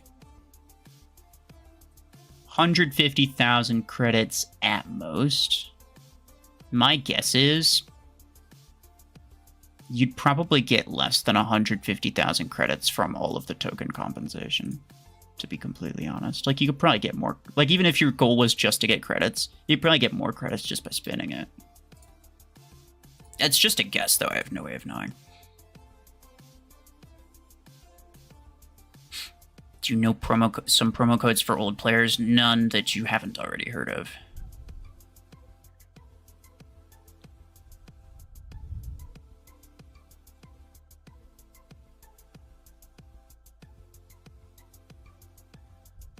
Don't stop the grinding. I mean, did I say I wasn't going to? Like, did I say I was going to stop playing on this account? I don't think I did. No, I'll just, for the most part, until I have everything. Once I have everything, then yeah, maybe I'll progress into tier 7 or something. But, like, you know, my goal is to see, because a lot of people have rank 4 Ares. I certainly don't. But I could rank my Ares up to rank 4. Is it actually good at this SP? It might be. I wouldn't know unless I did it, right? So my goal with this account is to be able to try all of these things that people try, to be able to give better information. Like, I wanted to get into tier 6 just so that I could get into tier 6 because I wanted to figure out what's the best, like, what's the fastest, most effective progression route to get from tier 1 to tier 6. And some of my opinions, my previous opinions, have changed since trying to get here. But now once I'm here, I'm kind of chilling. I don't care that much. I'm not looking to get Surge. I'm not looking to get Eclipse. Because again, it's like, you know, me making a free-to-play video using Revoker Surge. Like, come on, bro. Really? Like, is anyone going to see that and be like, oh yeah, you know, classic free-to-play stuff. My Revoker Surge. Like, no. No, people, the classic free-to-play deal is that you have to fight Revoker Surge. It's not that you are the one just absolutely bodying everybody with super meta stuff. So, you know, to that extent, even though maybe I'll get it eventually, but to that extent, it's just like, why would I want it? Except for just to prove that a free-to-play player can get both of these things. But I already know that they can. There's people in the chat right now who are free-to-play, and they have one or both of these mechs already. It's definitely doable. It might not be very easy, but it's definitely doable. And so I don't really have anything to prove in that regard.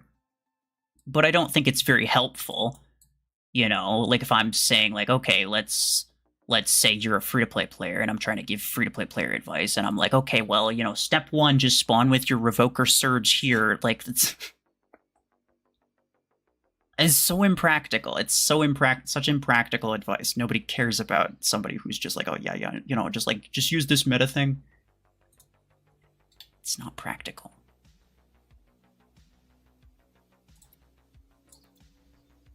Let's go. Tournament.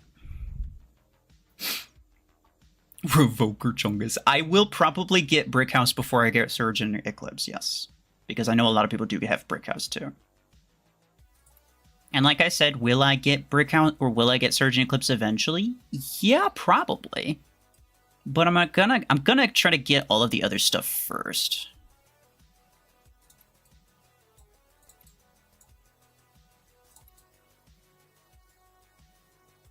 Less than 3 mechs. Oh my goodness, Red. Have you tried getting good? I don't know if you have.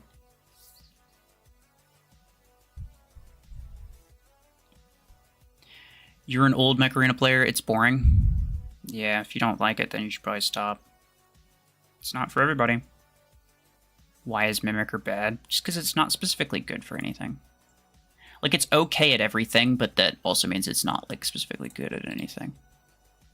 And generally, the meta mechs are the ones that are really, really good at certain things.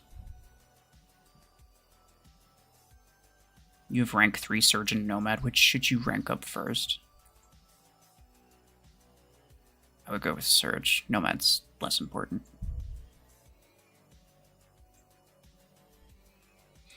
They kind of have to get Revoker and Surge. Well, yeah, but once they get those things, it's basically a cakewalk. Like, at that point, it's like, yeah, you know, you've made it. You just won Mech Arena, you know?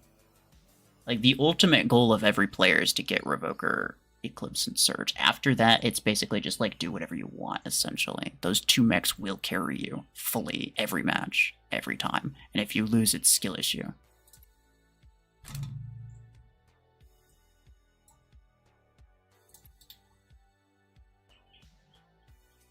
So,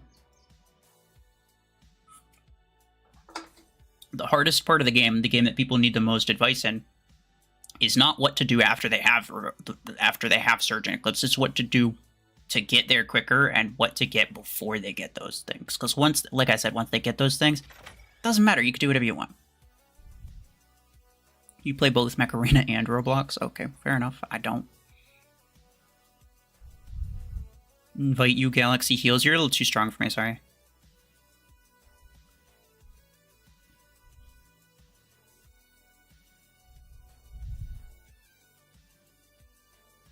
You have both of them, and grind and get Nomad. Yeah, the grinding is hard, especially for those tankers you destroyed us in most free-for-all matches. Also good to experience interesting things.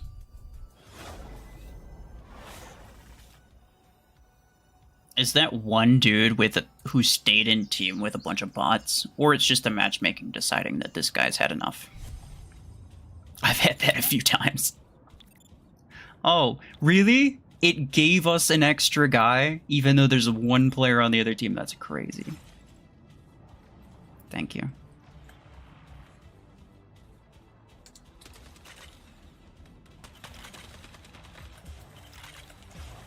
Really? Come on. I need it. There we go. Thanks. This guy. Did you not see who I'm marking? Okay, he's dead.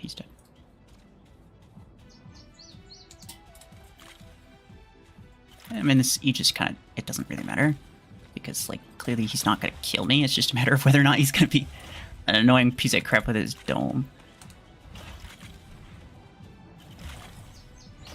Oh, run! Rapid! That's very unfortunate. It was a bot, too. I thought for sure it was the player. Like, when I saw a Dreadnought spawn in, I was like, oh, hell no. But did he quit? No. He might after this. Bye-bye. Wait. There we go.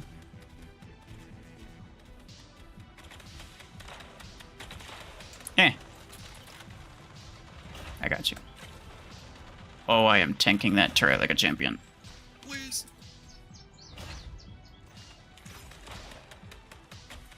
The only time the Arachnos turret actually feels kind of strong.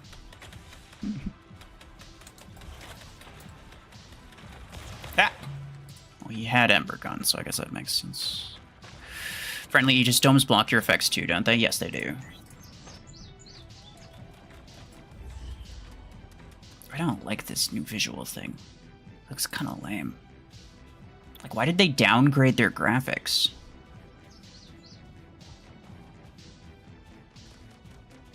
You should upgrade your mechs, then save acorns for Search and Eclipse. No, that's terrible advice. You shouldn't upgrade anything.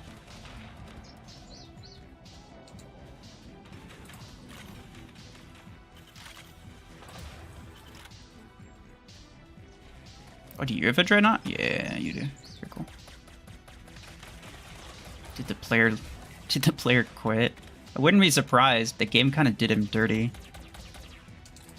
Now I know, like, even if it was his own fault, even if let's make the assumption that he's purposely stayed in team with bots, I am of the strict belief that bots should not be capable of staying in team.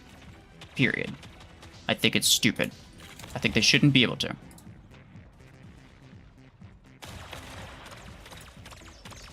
Like, you could say it's technically the player's fault, but you know, it's potentially a really new player. He might not even know that these are bots. He might think that they're just really bad players.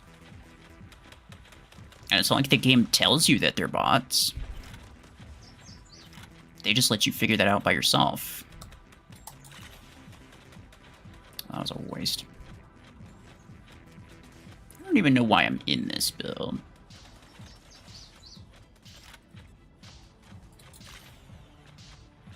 Hey, tiny amount of damage, let's go.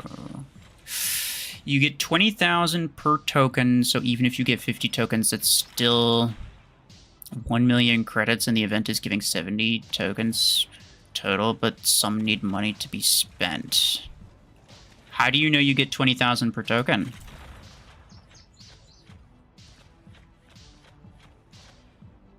Also, don't spam, bro.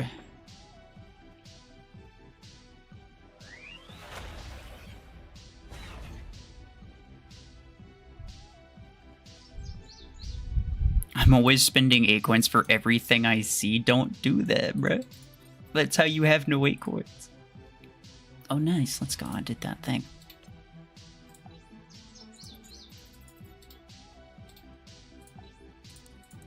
I don't have space, guys. Sorry.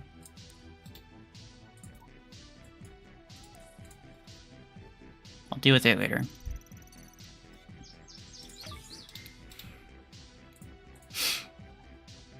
I mean, I wanted to get, oh, nice. Oh, player 0. This is also somebody who's in my friends list, I think. Brokringers offline. I thought you wanted to win the tournament, brother.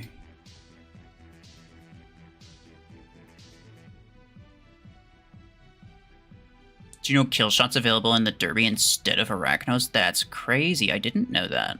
That's cool. I'm really glad I started this account when I did, because screw Killshot, that thing's stupid. Ha. If I'm playing with only 1 or 2 friends, I want to be able to stay in team with them without the bot staying too, yeah. I mean, like, if like, okay, bots are there just to fill the spots, like, that's fine, but, like, why are you making them stay in team? They're not players. They're not substitutes for players. They're not even close. Why are you making them stay in team? It's stupid. I think it would be really good if they just stopped doing that. All previous event creator tokens gave 20,000 per. That's completely not true. That's so not true. It couldn't be less true. Let's see. Probably prove that wrong just with my recent community posts. You're probably basing this off of, like, the one that happened sort of recently that happened to be 20,000 per. The events that have lots of tokens will give you less per token. I mean, just obviously.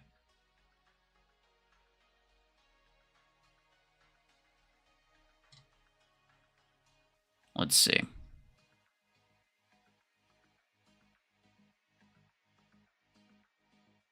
Yeah, 20,000 per token from the one Derby event, but that was the one where they only gave you 3 free tokens. So your total amount of credit, your total credits from that was not going to be that high. There was another one. Let me keep scrolling down.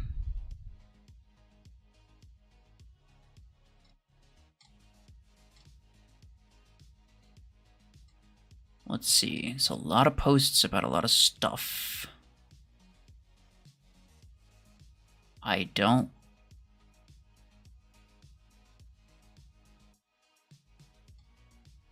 When was the last derby or whatever?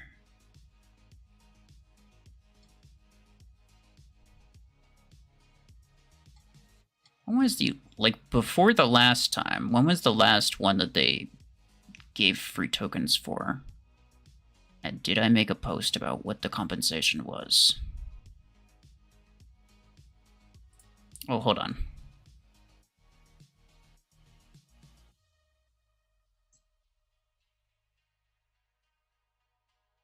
There was the Dreadnought. There's a couple free There's 3 free Dreadnought tokens.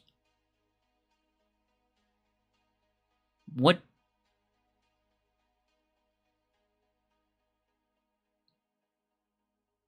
What did they... What was the compensation for that one? Does anybody remember? Hold on, I'm not looking at chat right now. I have something else pulled up. I'm just looking. I'm scrolling through the comments on this post, trying to figure out what the compensation was. Usually when I know, I'll say it and then I'll pin the message.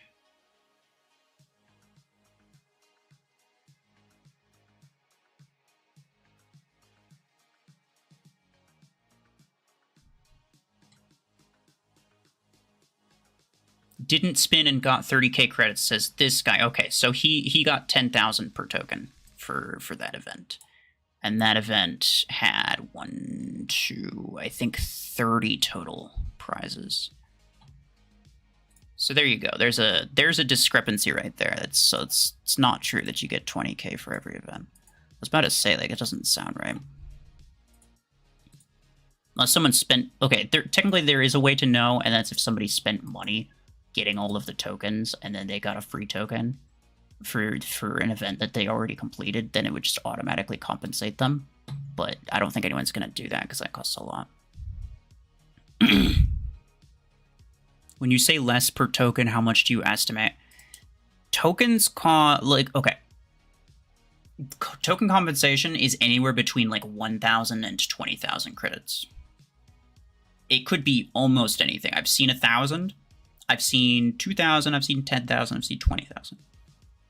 There's a large range of what the compensation is. So when it says credit compensation, I have no way of knowing what it is. It's funny how my 1-year-old account is behind your free-to-play account. That's crazy. And I won't even play tournament, bro. Are they actually giving 4-star kill shot to new players for free? No, I think it's 2-star, or maybe 3. Did you buy Disc Launcher 8? I did not. I don't have the credits for it. So I made a poll actually kind of recently. I'll just say it now because like, I don't think it makes a big difference. But I made a poll kind of recently. I was like asking what weapon people think would be the best one in late game. Most people unanimously agree that they think Viper is a really good weapon for late game. I don't think it is. So what I wanted to do is I wanted to save up a bunch of credits and then buy Viper and then make a video about it and basically be like, you know, is it actually good mid-game versus is it actually good late game?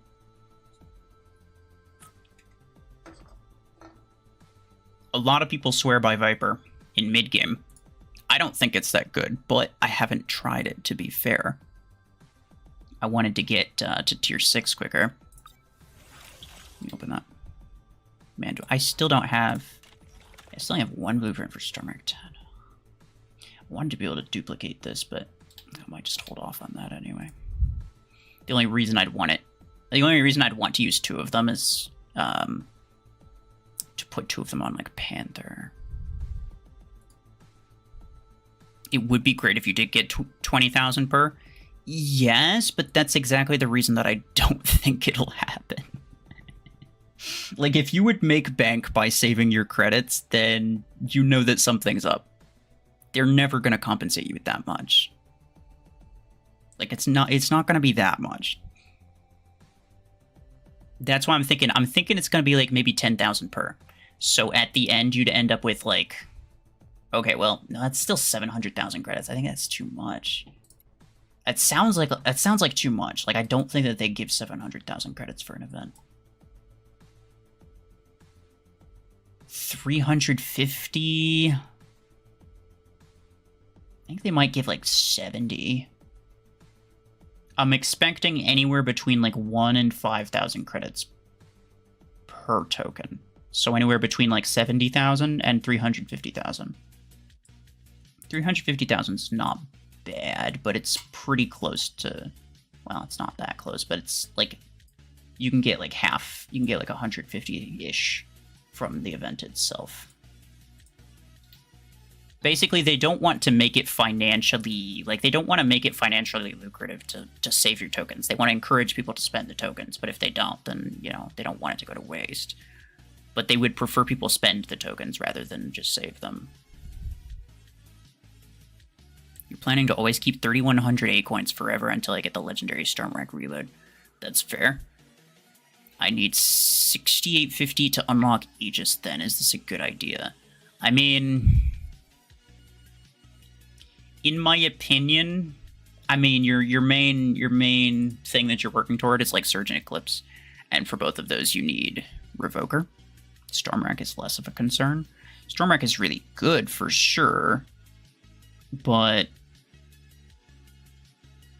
would I rather have, let's say, I'll just have a hypothetical here, like for my own account at this level. Would I rather have an Orion right now or a Stormwreck reload implant? That's basically the question. Like, if I had those A coins, would I rather have Orion or would I rather have Stormwreck reload? I'd probably rather have Orion. Same thing with Panther. Same for most people, probably the same thing with Killshot. So, like, in most cases, it would benefit you more to just get a better mech or a better weapon. Probably not a better weapon, because most of the good weapons cost credits and are legendary, but a better mech anyway. So, like, the legendary Stormwreck reload is huge. It's big, but it's, like I'm saying, it's like, I don't think it's better than getting a mech, right? But you could just, because you don't know how often it's going to come up, right? So you could just, like, save A coins, and then as soon as it comes up, just get it so that you don't have to worry about it again. It is a valid strategy. It's something that you could do, but would I personally do it? Probably not. Plarium could give 10,000 credits per token? I don't think they will. Wouldn't you run 2 Stormwreck builds, 10 and 6, rather than 10 and 10 Panther? I could. Would I want to? Probably not.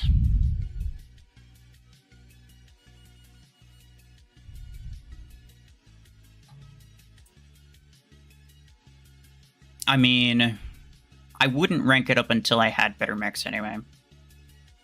So it's because it's a lot of credits and it's a lot of A coins that I'd be spending to rank it up, right? So at that point, I probably wouldn't still be using, you know, Ember Gun on Zephyr or Cryo Launcher or Arachnos or whatever, or even Guardian. I'd probably have those replaced by that time. So theoretically, let's say I have like a Panther and an Orion or something like that in place of these, and then maybe like Revoker on that, and then maybe like maybe my Stormwrecks are on this or something like that. Would I use 2 Stormwreck builds? The reload's so long. Unless I have the reload implants, it's kind of not really worth it. I might. I guess it depends.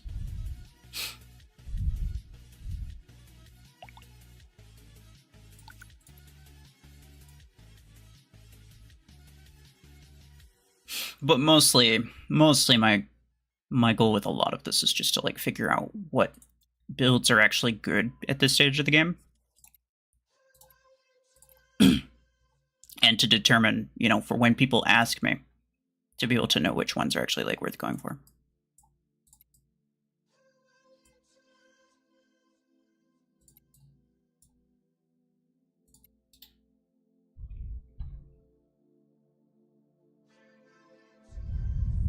Stormrack Orion or Railgun Orion endgame. I don't know. I mean, realistically, you probably shouldn't use Orion at all endgame. But if you were to use it, both are decent options. Both are decent options. Stormrack's obviously got better damage, but Railgun's got better range, and you're less, like, it's less risky.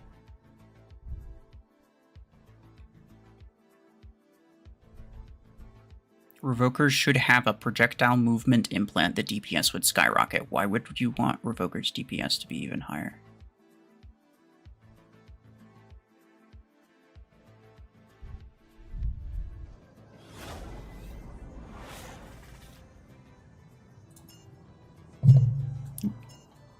Alright. I think I still need MVPs and stuff with the support mix. Storm Orion is good, but it's very... I mean, every Orion build is passive. Every good Orion build is passive, I should say.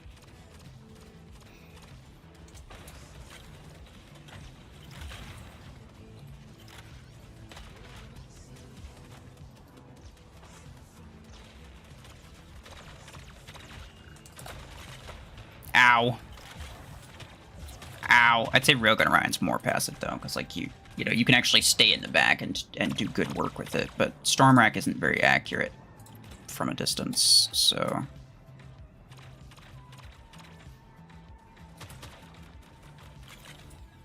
Yeah. But it just kind of depends. I mean, Stormracks do better on other stuff, so it just kind of depends on what else you have, to some degree.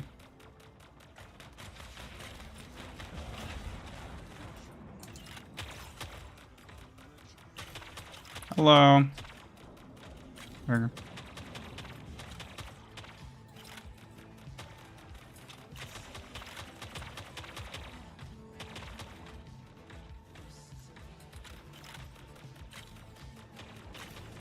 Yeah, you take that.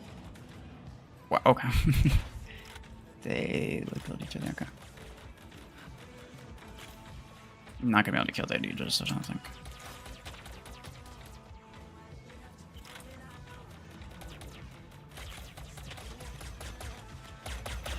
Hi. Stop that.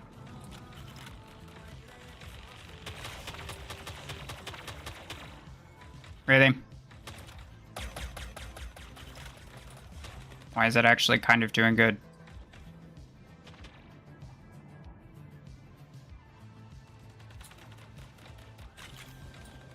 It's... no. Blame, hello.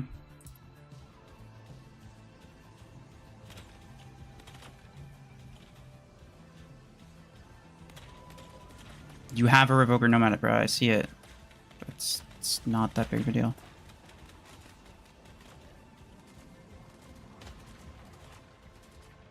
Alright, let's go on. I can get them both, I think. Yeah.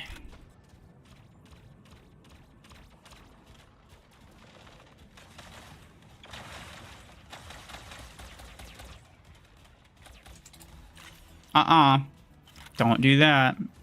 You're a very mean boy.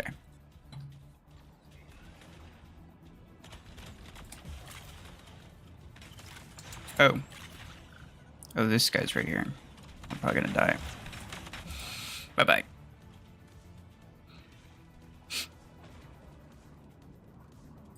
Orion is OP. And, like, early mid-game, sure.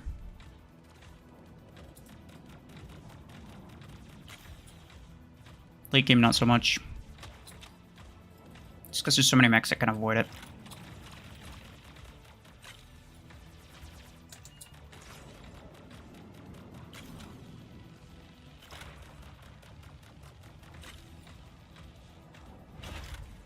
Like, late game is all about counters to stuff. So, like, Surge and Eclipse counter basically everything. So the other stuff that's meta, like Deathwalker, for example. Deathwalker's meta mostly because it actually kind of counters Surge and Eclipse. And then Outlaw is kind of meta because it counters Deathwalker, and for no other reason. Like, Outlaw is bad against everything else, but it counters Deathwalker, which makes it kind of meta. And then Lace Swing also kind of counters Surge and Eclipse, which are the things that counter everything else. So, yeah. Mostly it's just that. One more token. I will take it.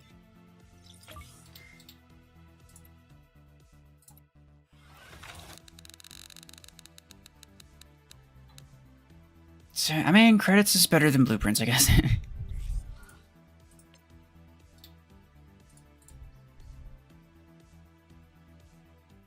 What tokens redeem credits? What do you mean?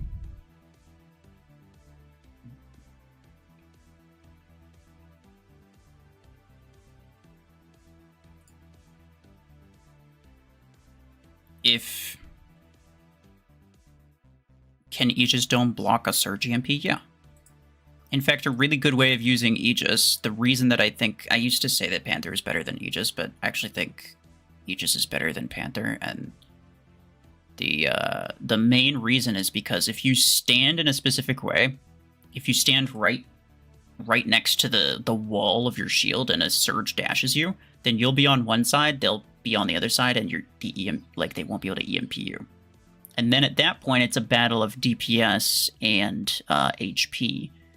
And Aegis has the advantage in terms of HP, maybe not in terms of DPS, depending on the weapon. But, yeah. It makes it very, very, very, very useful. And dash mechs are one of the few things that can actually get into your domes. Like, at that point, it's like the main Aegis counter is, you know, either raw, stupid DPS, maybe a Seeker, or, like, a Nomad. But if you play it well, then you can counter a Surge with Aegis, and that's very, very useful. There was a Mech Arena YouTuber, Galileo. Why did he quit? He just wanted to do other stuff, essentially.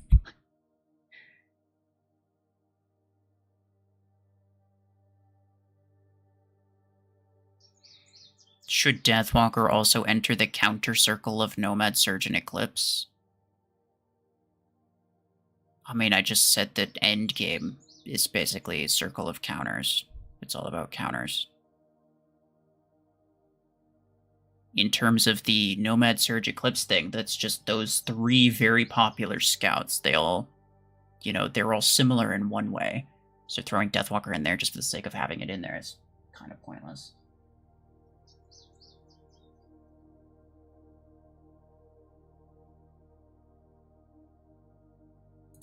But the reason I compared those three is because those are the three that people are like, should I get this one or this one or this one? Nobody's like, should I get Surge or Deathwalker? Like, nobody really says that because they're very different. They work very differently.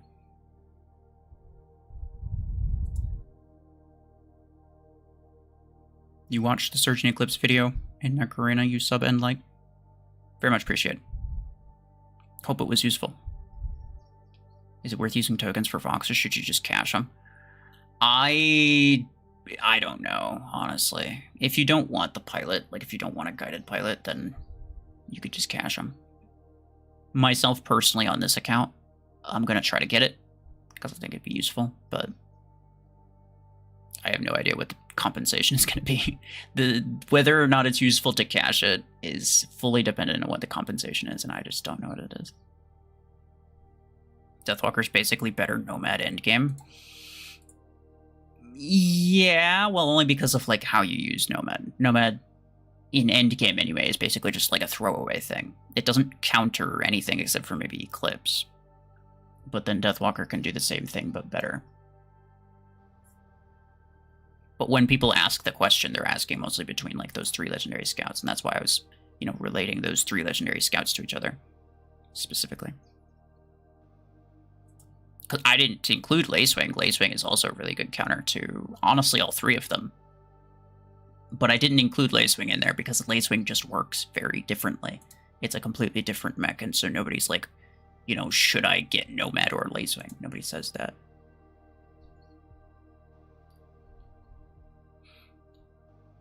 Oddfish, hello. About to cook lunch. I see. Bro's cooking, or at least he's about to be cooking. I don't know how much longer I want to go for, to be honest. I'm kind of bored. Like, I'm not finishing these events. It's taking so long, and I'm getting nowhere with these events. I'm gonna have to finish them on my own time. Still have a day, at least a day for all of them, so yeah, I could probably... Could be shot. Oh, this one I don't. Let's see. Maybe let's try to finish this one then. 5 max when you have less than 10% HP. Okay, whatever. First one to capture the central control point 7 times. Ooh, okay.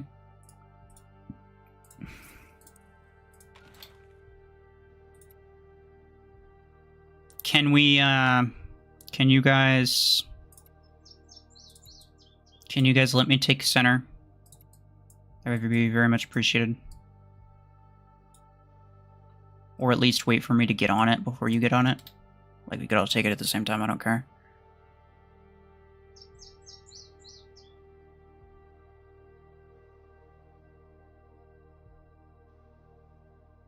You have 621 A coins and you need 700 for what? Like, you need it right now, you can't wait for any reason? Hosty, hello. I don't know if that's what your name's supposed to say, but that's what it looks like.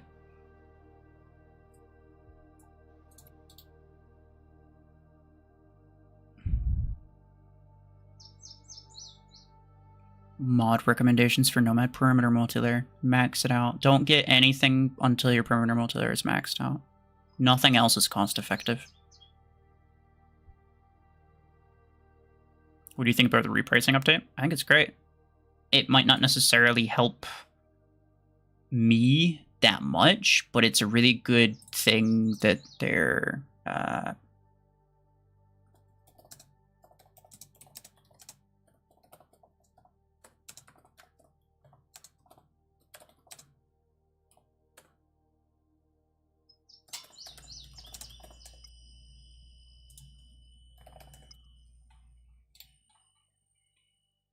I think it's really nice that they're actually looking at prices of stuff. You know, it's a good start. Like, even if, you know, let's just assume all of the rare stuff being cheaper is completely useless. It's not. To some people, it's going to be really nice, but even if it was completely useless, it's good to see that they're changing the price of some stuff. So it's a good start. They have to start somewhere, and it's a good start.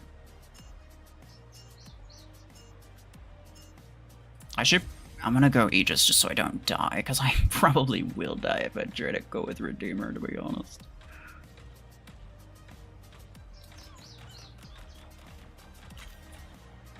But yeah, I know some people are looking at it, they're like trying their absolute best to find some way of spinning it to where it's actually, oh, actually it's a bad thing because Plarium only does bad things, and they absolutely would never do anything that's even remotely good.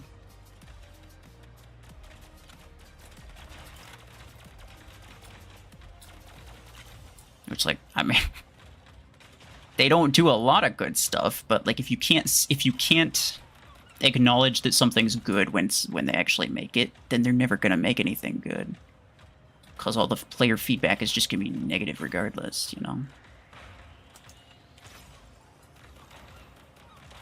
But yeah, nah, I think anyone who insists that it's actually a bad thing is totally reaching, and they're just trying to. They're trying to create a thing that doesn't exist.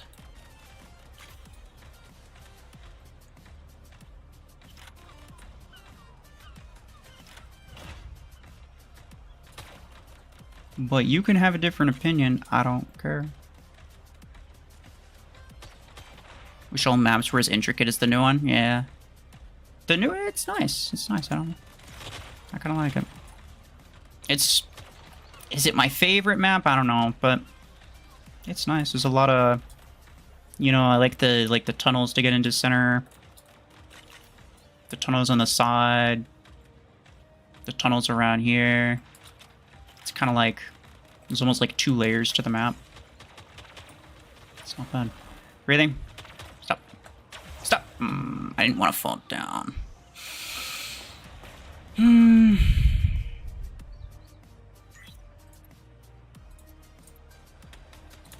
Galvanic on Nomad for ability counter. Not until your perimeter multi-layer is maxed.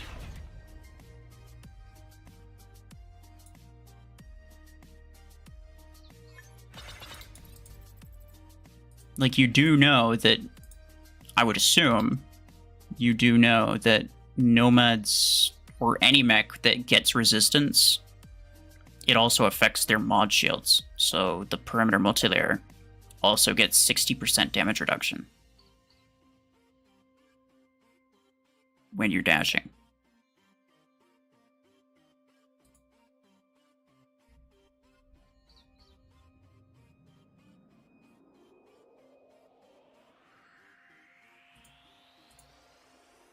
Hardened hull for Deathwalker?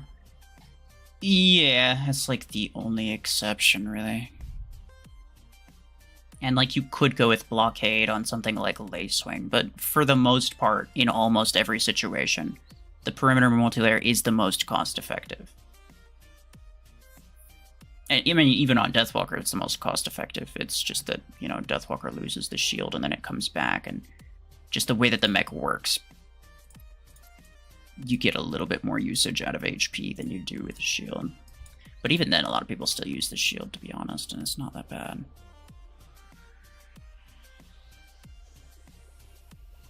Wonder if they're going to reduce the power rating of lower rarity mechs. I doubt it. I don't think they're going to change the way that they work at all. They're just going to make them cheaper. Because the way that it was is just that, you know, they're significantly worse because they're lower rarity, but they cost the same amount to upgrade. Like, if you wanted to rank up a Guardian from rank 4 to rank 5 to rank 6, it costs the same amount as ranking up a Surge from rank 5 to rank 6. Like, that's and same with upgrades. Like, that's the thing that they're mostly changing, as far as I'm aware. This map again. Interesting. It's 4-star kill shot. You have it on your alt. I thought it was only 2. Somebody said it was only 2. 4-star is crazy. Then again, there's that one. Isn't there still that event crate for 5-star Aegis? Which is even more ridiculous. Thank you. How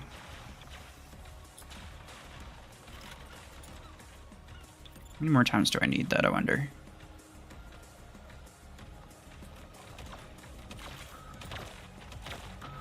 I'm fine. I'm fine. I'm fine. I'm fine.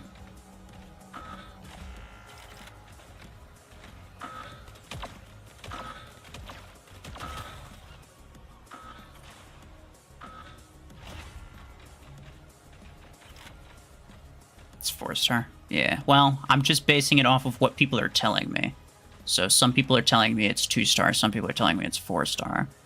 This is why I don't just take people's word for it when people sell me things. I have to check for myself, or see it for myself, before I go around telling other people what it is.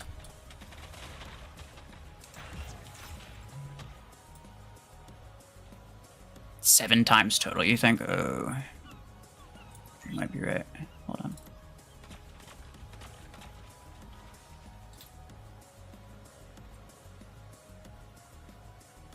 It's not on this list. Okay, fair enough. You might be right.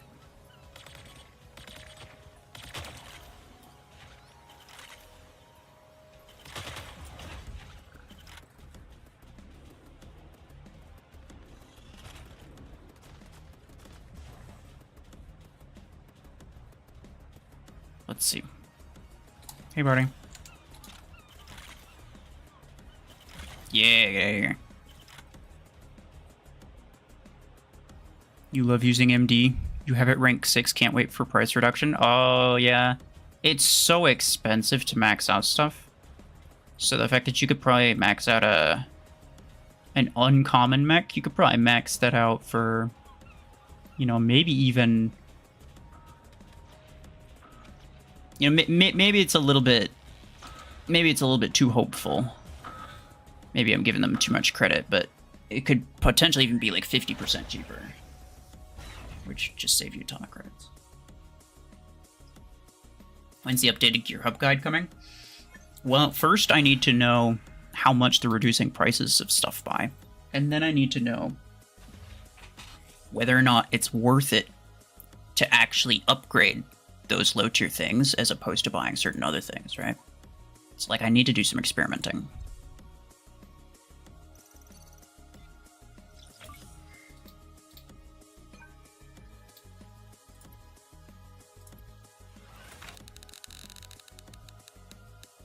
You're leaving Flame? Okay, bye-bye. Just legendary implant modifier in the last day of every season, right? I don't think so. If there is, then honestly, I haven't been paying attention. I don't pay attention to the modifiers at all. I think modifiers in general are really stupid and pointless. Wasn't there another mech to be released that had an ability beam? Yeah. It's been a long time. It's been like 11 or 12 weeks. So I'm very, like, I don't know what's going on with that. This is the longest period of time that we've had between two mechs, as far as I'm aware. You know, at least, like, ever since, like, beta.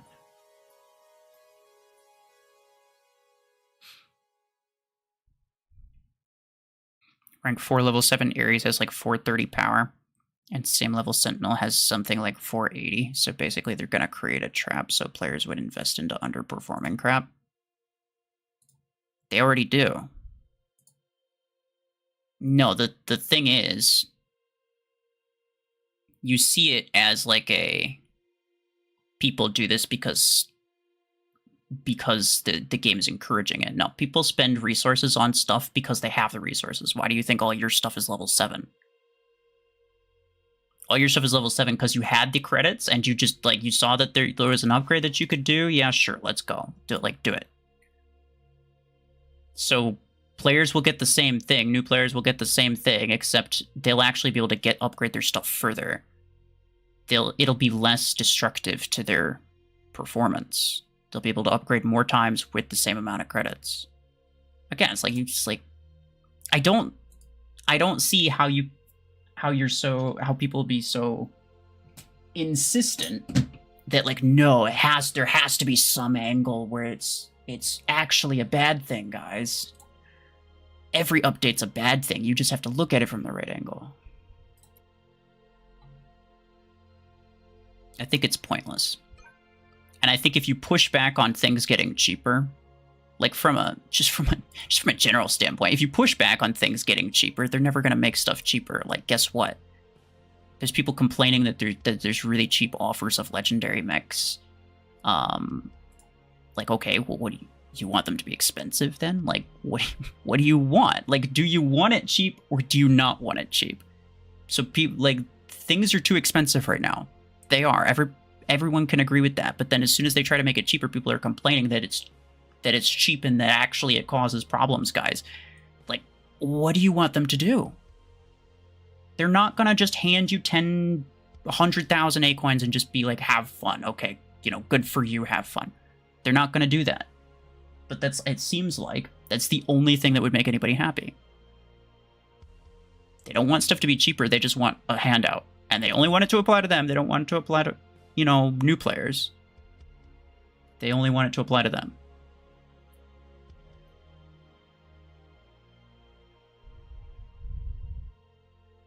Seekers in the last tier and people in tier 4 have to fight them. That ain't right. In terms of bots, yeah, I mean, I'm fighting Deathwalker bots. You know, we could argue about that. That would be a problem anyway. Just someone bought a $5 offer. Yeah, it'd be a problem anyway. You know, like if they're gonna give it to bots, you may as well give it to players. And if they're going to allow you to spend money on it anyway, do you really want it to, like, that's what makes it pay to win, right? you could either make it this is why I think this is why I'm glad that Revoker's free to play.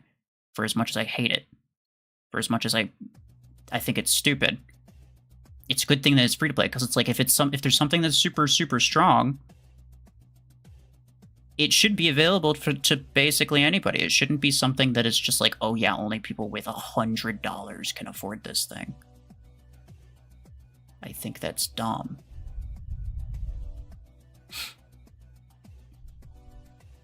Thanks for the invite, no problem.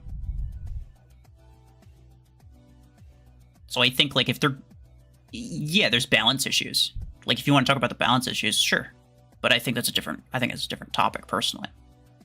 I think, you know, like, the balance issues would still exist if the stuff was more expensive. You know what I'm saying? But then at the same time, like, you're saying, oh, there's actually a problem with the offers being cheaper. What then is your solution? Keep it expensive? Like, what's your solution, though? If you thought about it, the solution probably has nothing to do with the price. The solution has to do with, you know, bots probably shouldn't have access to tier 9 stuff while you're in tier 4. Players probably shouldn't have access to tier 9 offers when they're in tier 4. Like, I'm an advocate for that. I think you should be able to, like, myself in tier 6, I should be able to get an offer for, like, Surge or Eclipse in tier 7. I shouldn't be able to get an offer for something in tier 8. I think maybe 2 tiers ahead is, like, the absolute most, but personally I think you shouldn't be able to get a tier 9 offer until you're in tier 7. But that's a different topic, like I'm saying. Oh, nice, my pilot. Forgot about that. Very cool.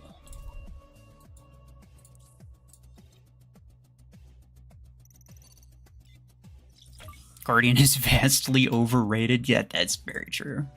That is very, very true. Explain why Stormrack is better than Viper. That's crazy.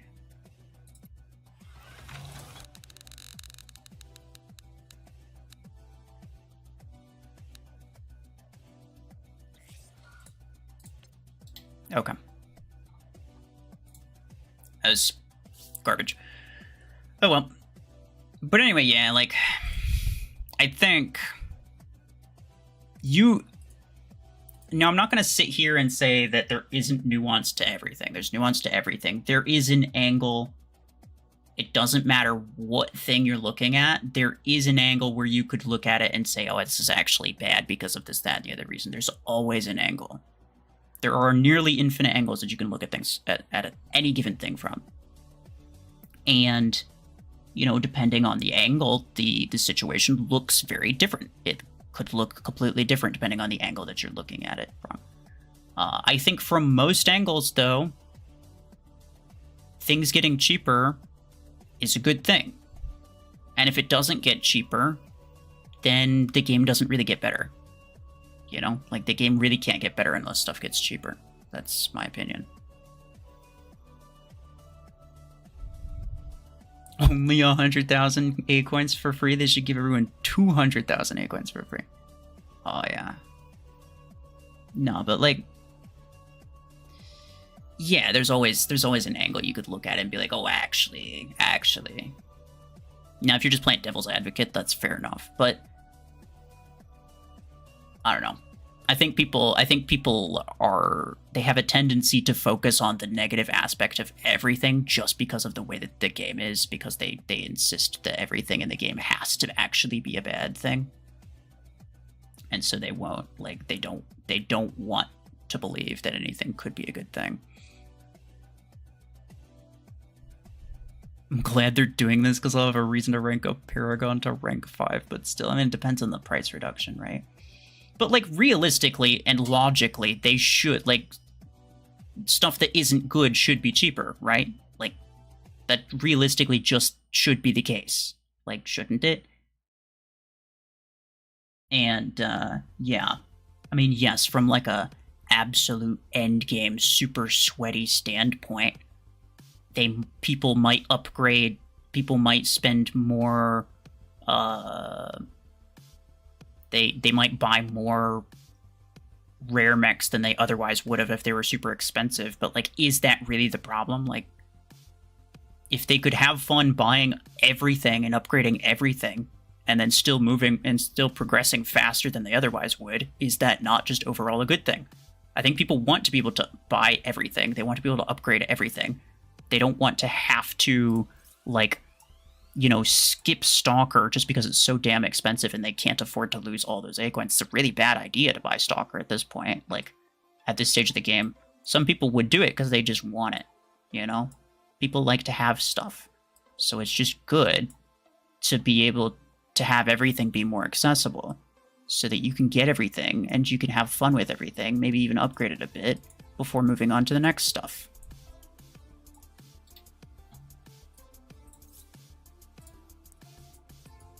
The goal of the game is to have fun. The goal of the game is not to have meta. That's not the goal.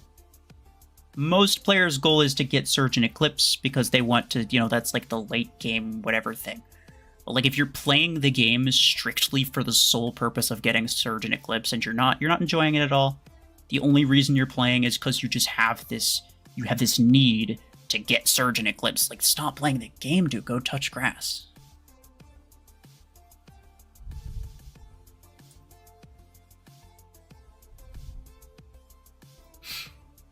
People saying this hurts free to play because we'll get less from the Tengu compensation is wild. I mean, it's true. Like, again, if you want to say it as like a devil's advocate thing where it's like, yeah, there is this little bit of nuance there. It's like, sure, but in the grand scheme of things, is things being cheaper not overall a good thing? Like, I don't mind people mentioning it, but it's when it's like, you know, it's very obvious that it's like, this is the thing that they're sticking on to. It's like, no, it's like, it's overall, it's a bad thing because I was planning my entire weekend on these A coins that I get from compensation. It's like, oh my goodness, dude. Oh my goodness.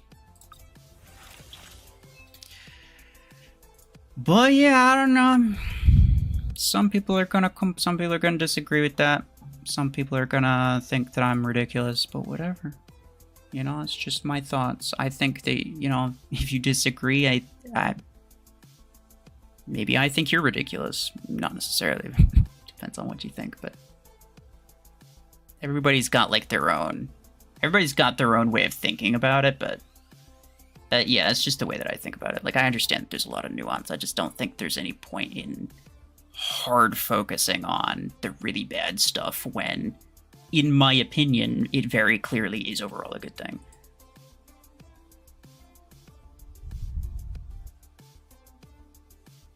Guided weapons are the worst after artillery. Nah, beam weapons are. There's some good legendary guided weapons. The beams are so bad. What stage of the game do you enjoy the most? I just like having options. So I do enjoy my main account because I have basically everything on that.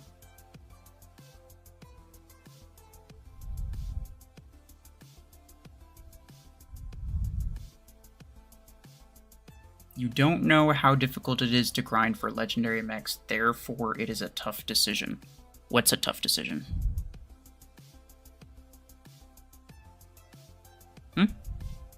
I don't understand. Are you telling me that you think having rare and stuff more expensive makes it easier for you to get legendary stuff? There's a mod glitch where Gemini one-shots you through your mods. Oh. That, honestly, it doesn't surprise me at all. I think I had that happen to me at one point. Like, in the past week or so. Can't wait. Yeah, can't wait for them to not fix that for another 2 months.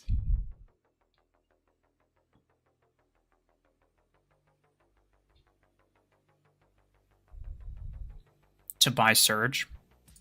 Okay. Or Eclipse. Okay. I made a whole video about which one you should get first. Because yeah, it's really difficult to grind for them. I mean, you should get both eventually, but you have to get one first, and which one you get first is really important, because it takes a long time to get the second one. That's why I made the video. I don't know if you watched it or not. Best guided weapon, in my opinion. Not Gemini, Strike Rocket. Strike Rocket late game is an actual competitive weapon. Gemini is really funny, and it's pretty darn effective, but not so much against like multi-layered mods. There is kind of a difference between like solo random meta and competitive clan war meta, right? There is a bit of a difference. Because like if there's bots in the match, or if there's players who are just using random stuff, then the stuff that's effective against them is pretty different. But in like a clan war, you know everybody has maxed perimeter multi-layer, so certain weapons are just completely out. You know everybody has Surge and Eclipse and probably Lacewing and definitely Deathwalker. So it's like certain mechs that work good because of that, and certain things that work bad because of that. So it's like technically the end game clan war meta is a little bit different from the end game just like random solo queue meta. Are miniguns the third best weapon in the game? I think so, yeah.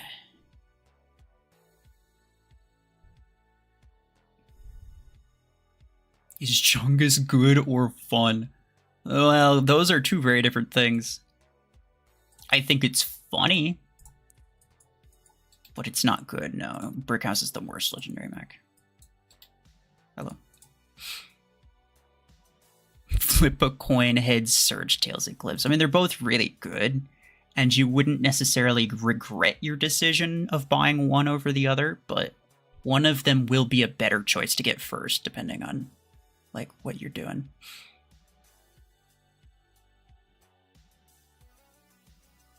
You should get Paragon first and then Lancer. What you get after that is up to you. That's crazy. Actually, you can skip getting Lancer. I don't know if you knew that. You can skip the tutorial if you wait. It's similar to like the mod thing. At least that's what I was told. I haven't tried that myself. Are pods after minigun then?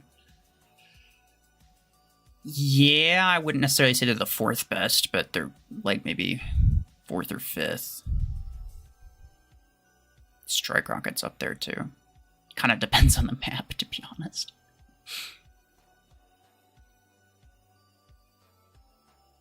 Redox or Brickhouse, which one's worse? I mean, I just said which one was the worst mech. Like, Brickhouse is the worst legendary, which would mean I would think that Brickhouse in that case would be the worst one.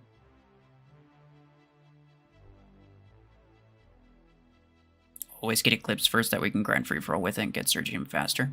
I mean, yeah, if you're someone who grinds tournament, yes. I think you'd be surprised how many people don't, though. And that's why I even bothered saying it. If you play a lot of free-for-all, if you play free-for-all, you know, to any extent, really, just play the 12 free tickets easy. Oh, I know, you say that, but, like, again, like, the number of people who don't play at all is actually crazy. You would be surprised. You would be very, very surprised.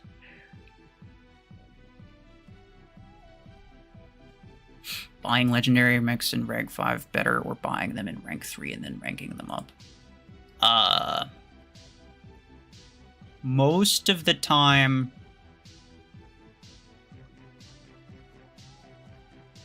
I guess it depends. I guess it depends. If it was like a Surge or an Eclipse, right? You'd have to get them at rank 3, and then you'd have to get all of the blueprints to get them to rank 5 by the time you're in tier 7, which would be pretty difficult. But if you're going to get like Nomad, which is in tier 8, or even something that's in tier 9, especially if you're going to get a mech that's like not available unless you spend money for it, then getting it rank 3 and then using A-coins to get it to rank 5 a little bit slower, that is what I would say is a better idea. But some people buy the offers and then they buy the A-coins to rank them up. where they buy the blueprint deals to upgrade them. And at that point, it's actually more cost effective to buy them as like as high rank as possible. Like if you're gonna buy the A coins anyway. They don't play, then they cry about not having resources. Yeah, I mean, yeah, it's a conundrum for sure. This is why I keep bringing it up. This is why I'm like, you know, I have more resources than most people who've been playing for 3 times longer than I do. Than I have. And I don't even play tournament. Did you get Dreadnought on this account? No. Best salver endgame weapon, either Podgun or Strike Rocket. It depends on the map.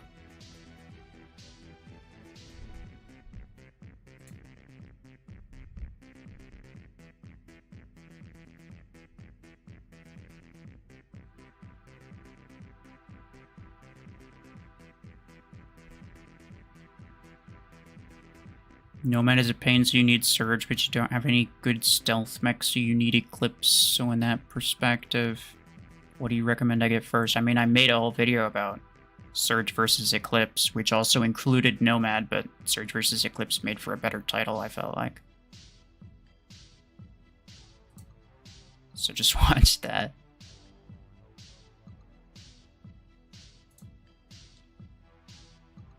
How can one achieve a build like the Spooter? This one? It takes many, many years of scientific research. Yeah.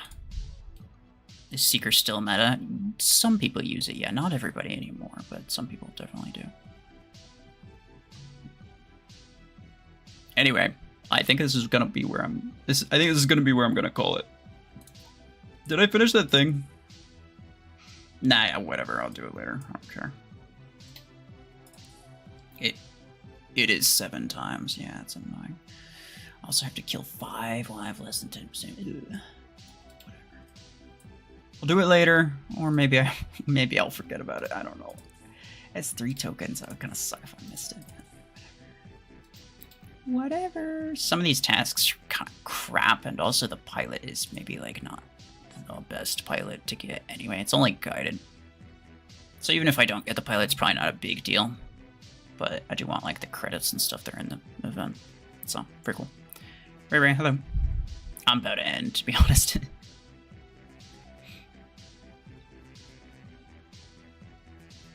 Which mechs are available for in-game resources in Tier 8? I think it's just Nomad, right? Nomad and Bastion. And that's it. Oh no, Gatecrasher and Onyx too. Duh. Yeah. And then there's none in Tier 9 that are free coins or anything.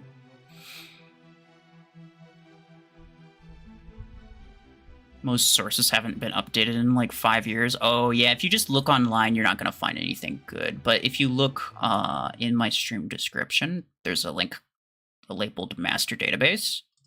That is mostly up to date. I think it has everything. It has the cost of every weapon, every mech, every whatever. If there's a $sign next to it, then that means that obviously, you know, you can't get it. It's not a free to play accessible thing. But otherwise it'll tell you like how many A coins, whatever. So yeah, that's, if not fully up to date, it's at least mostly up to date. And that is what I use for most things. It has the upgrade. It has like upgrade costs. It has pilot stuff. It has purchase costs. It has mod information, like how much they cost, how much the upgrades cost, and how much, like what percent they increase your stats by. It has almost like any amount of information you'd want, essentially, is in there, and I use it very much. I use it very often.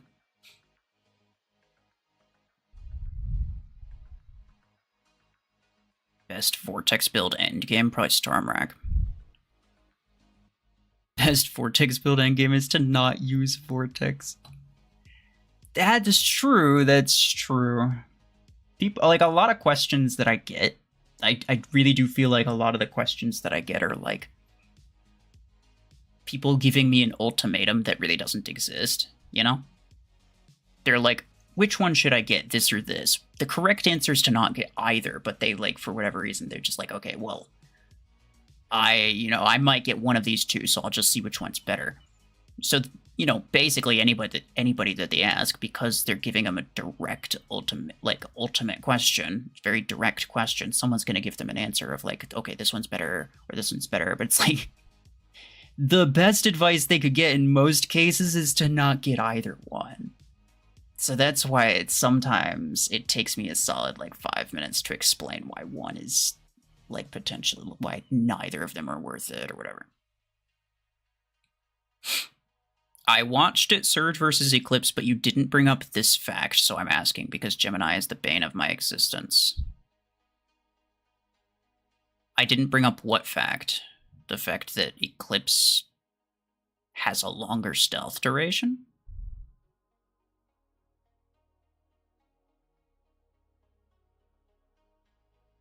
I don't know exactly what I would say about that. Like, if you're currently having a problem with guided weapons, is it worth getting Eclipse? Like, let's make the assumption that Surge is the better mech to get, which I probably isn't realistically, but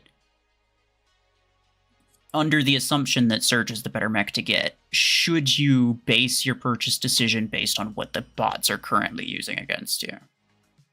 Because the bots change their builds all the time. It's just if it's just a fad on what the bots are currently using, that's an incredible way to make your purchase decisions.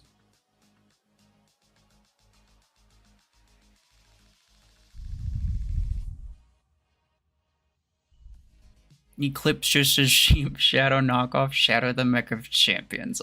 Honestly though. Anyway. I am going to call it. It has been 3 hours, and we've talked about a lot of stuff. Some things probably some of you guys don't agree with, but that's okay. What else? Is there anything else? I'm trying to think. I don't think so. I don't think there was anything else. But, yeah, I'm very interested. Just as a reminder, just in case anybody forgot, as a reminder, June 3rd, so in, wait, what's today? Thursday, right? So, 5 days. So in 5 days, they're gonna do the update where, all of the low-tier stuff is gonna be reduced in price. This includes, the cost to buy it in the Gear Hub. It includes the upgrade cost. It includes the amount of blueprints that it takes to upgrade. It takes the amount of A-coins it takes to rank up everything. So everything about it is going to be cheaper. So if you're thinking about buying or upgrading anything, I would highly recommend waiting 5 days and getting it cheaper.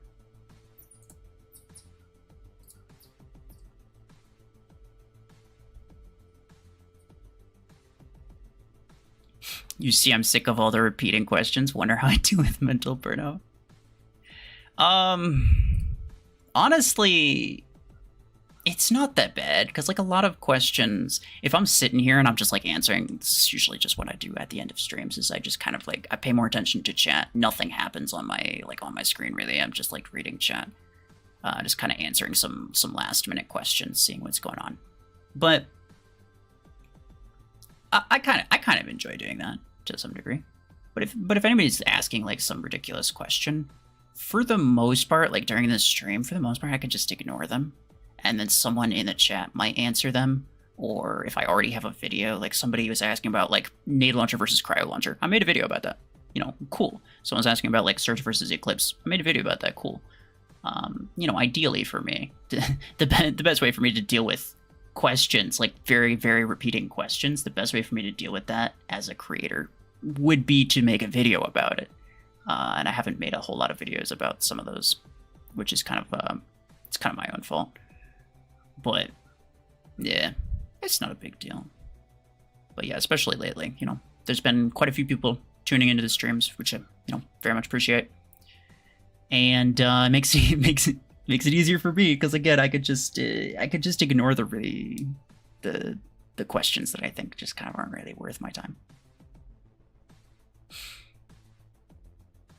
You thinking rank them up after the update? Might be good. It really just depends on how much cheaper they are. Are you talking about Fragment Gun specifically? I see some people use Fragment Gun like maxed out. I don't know what SP you are, but they do really, really badly against multi-layered shields. So.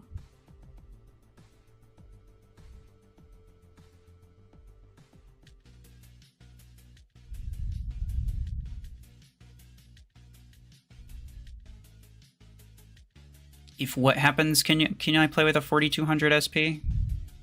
Probably not. I'm not even really close to 4200 SP, so...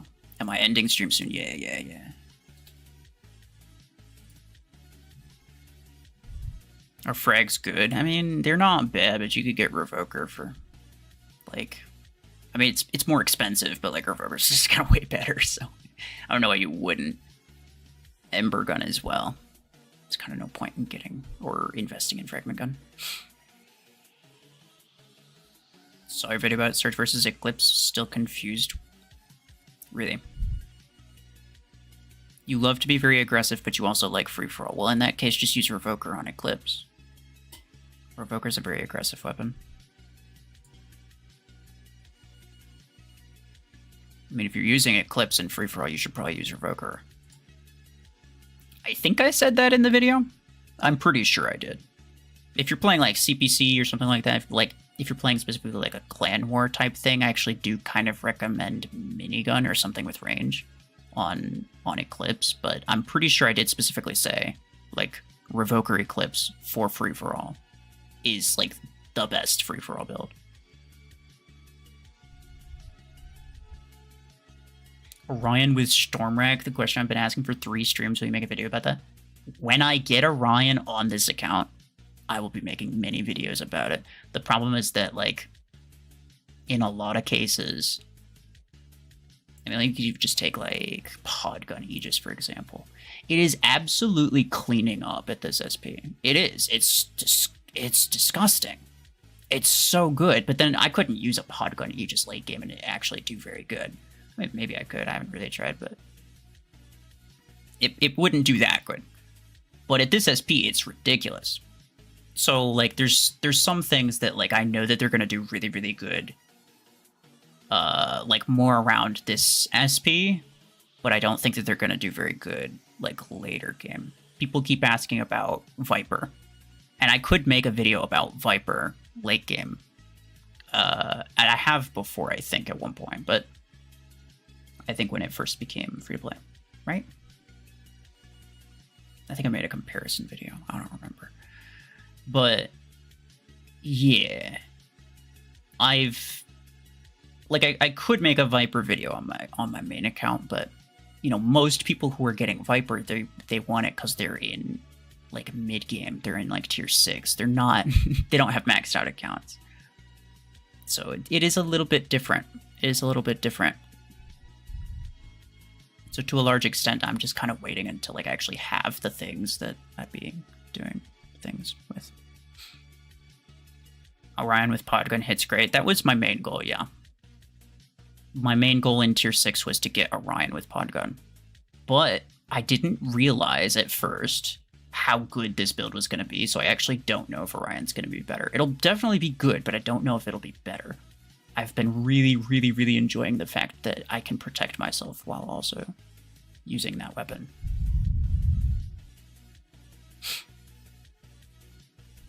Orion Pod's better than Orion Storm? Probably true.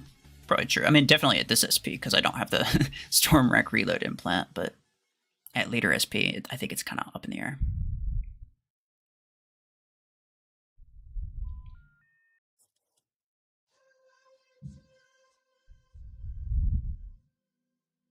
The extra damage for shields from the... You asked this before, and I said I didn't know, and I still don't know. Will you say if you want to say the most underrated mech and weapon underrated, so people think that it's bad, but it's actually not bad.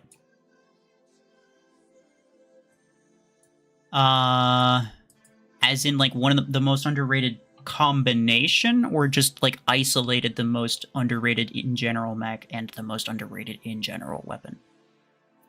So that might be, it might be a little different.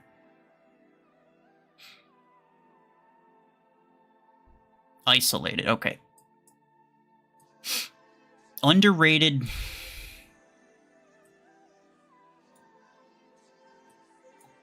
Maybe Aegis or Orion, to be honest. I think Orion. I know a lot of people do say it's really good, but I think not enough people say it's really good, especially not late game. It might be Orion. And then in terms of weapons, pod gun might be one of them.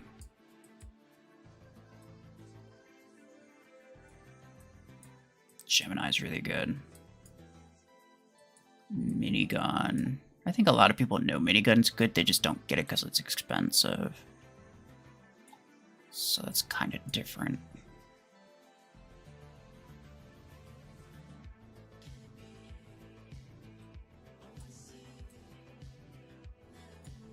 Tetra rifle, potentially? Could even be. Definitely none of those. Yeah, maybe Tetra rifle, to be honest. It is very strong. It is very strong. Like, I've used it in some competitive matches, and it did really good. But to be fair, it was like there was like only one mod allowed per mech rule. Will I make a video about it? About what the storm rack, whether or not it does the thing that you assume it does? I mean, maybe eventually. It's not the sort of thing I'm like dropping everything for. There's other things I'm kind of like in the work. They're kind of like working on. I think I have it written down, if that helps. So like most, I don't want to say most of the time, but a lot of things that I have written down, I do end up going back to at some point. Pod guns are bad in tournaments. I disagree. I was using this build in free-for-all and it was doing really, really good. And in 5v5 it'll do even better, because in 5v5 you can stay back and you don't have to be aggressive. What is people you jump to? I have no idea.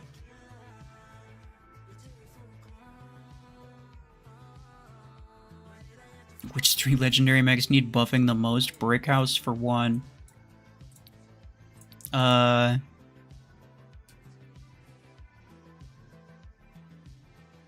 Probably like Brickhouse, Redox, and Scorpius. They honestly are just the worst ones. To some extent, Redox is actually better than Scorpius. Gatecrasher and Onyx are not great, but they do have their benefits. Scorpius is just like the ability kind of doesn't do that much damage, and it's kind of lame. And then Redox is just so weak that it's ridiculous. At least Gatecrasher has good stats, and Onyx has like stupid firepower, so.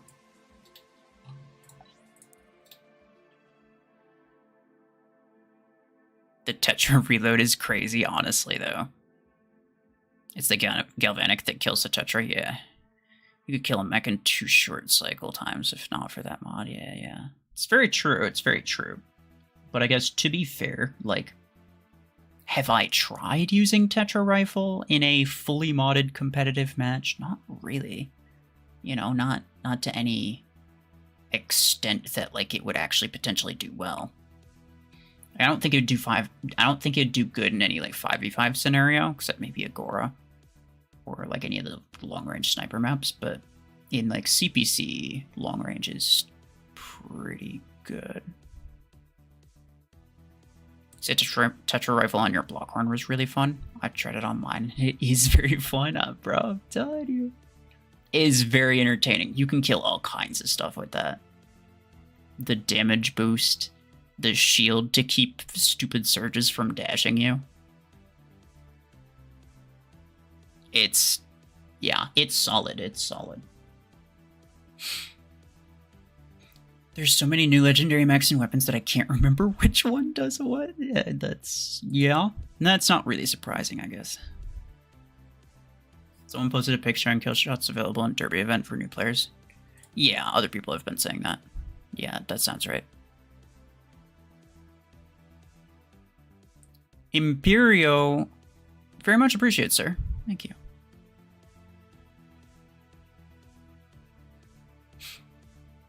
Is Bastion available for free to play? Yeah, but it costs a lot, and I wouldn't buy it personally. Like, I wouldn't recommend it. Is Cryo Launcher underrated? Yeah, but it's like it's not really useful endgame. I think Tetra Rifle's a little bit more underrated. Like, I assume we're talking endgame. I think Cryo Launcher is underrated, but I don't think it's the most underrated. So if I'll get Scorpius, I'll have the 3 worst legendary mechs. Unless and until they release a worse one, yes.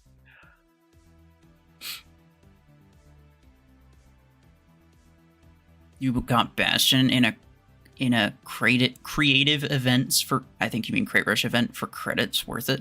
Oh yeah. Yeah, that's cool. As long as you're having fun with it, then it's worth it. That's what I'll say. You gotta go. All right, bye. Yeah, I was gonna end it as well. So, Cryo isn't useful by itself, as in like you think it's good as a hybrid weapon. I kind of disagree. I think Cryo Launcher does solid damage, and the stasis can be useful if you're using it on like a scout or something like that. And it has good range. It only really requires 2 implants, even 1, depending on what you're using it on. So it's not bad. I think it's a pretty solid weapon that basically nobody uses endgame. And so to that degree, it's like a bit underrated. Like, I see more people using other stuff that I'd say is probably worse. But it's also like, it's not that good. Like, Tetra Rifle is like legitimately, it's basic, it's almost a meta weapon. But very, very few people use it.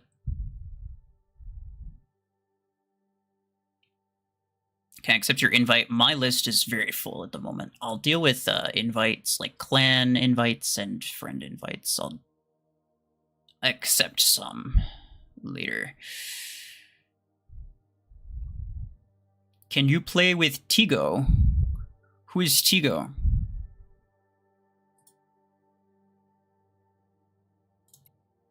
This guy?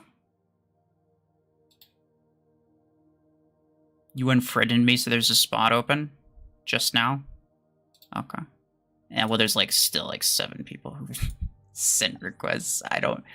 I'd feel bad choosing one person and not somebody else, but I think there's probably some people in here that's been offline for like a week or so I'll remove them later.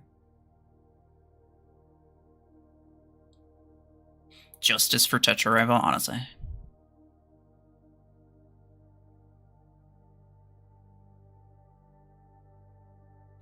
You prefer Aegis ability more? More than Bastion? Yeah.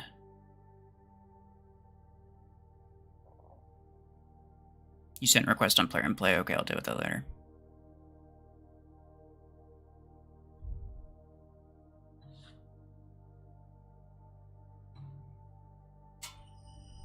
I don't know who this guy wants to play with. Is it Timo?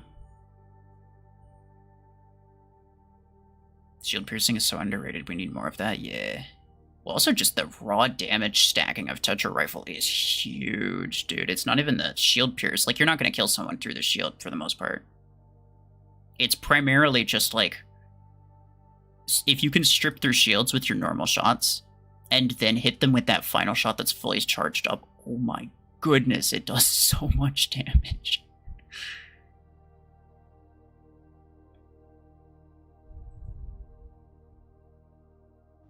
Do you think you will hit 1 million subs on this channel? No. I don't think that'll ever happen in my lifetime.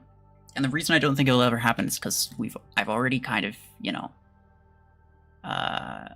we've already kind of established that the only thing I'm going to be doing on this channel is Mech Arena, and I don't think Mech Arena will ever be that popular, to be honest.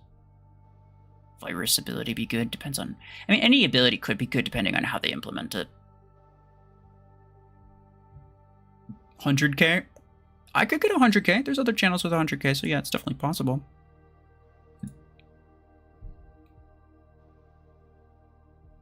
$20k by December? I mean, that would be nice. Someone else said 50k by the end of the year. I don't think it's gonna happen personally. 100k is not impossible. Yeah, exactly. A good reference point though is to look at like the official channels for any of these games, right? If the official channel has like however many subs the official channel has, cut that in like half, and that's like the absolute most that any one dedicated game channel is ever gonna have. The official channel has like 250-ish thousand, which means the absolute most I could ever hope to have is like 125,000.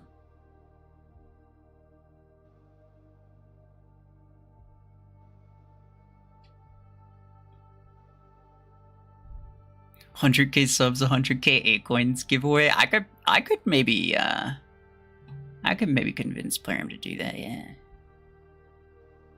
You sent a request. Is this you?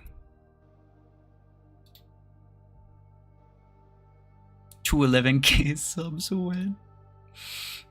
Mech official already passed that. I think I took a screenshot of it.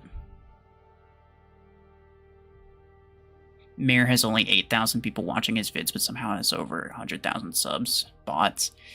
It could also be shorts. Does Mir make shorts? I don't know. But that's actually kind of basically what happens with Platinum. If you notice, Platinum has... He did have more. Actually, for the longest time, he had more subs than me, but he doesn't anymore. But you might notice, like, he has like over 10,000 subscribers, but he gets less views than like BMP does. He gets less views than like Sentry used to. He got very, very few views, but it's because most people are watching on shorts. Most people sub because of his shorts, and they just watch those.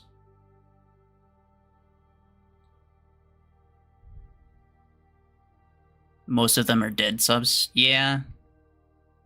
I think I heard somebody say that he bots his subs, but I mean, I don't necessarily want to accuse him of doing anything, because I don't know how true it is, you know? Could speculate. But I'm not going to say like, oh yeah, definitely this is what he does. 15,000 inventory power. That's crazy. The fact that this is barely stronger than mine is wild. 2 rank 3. Yeah, whatever.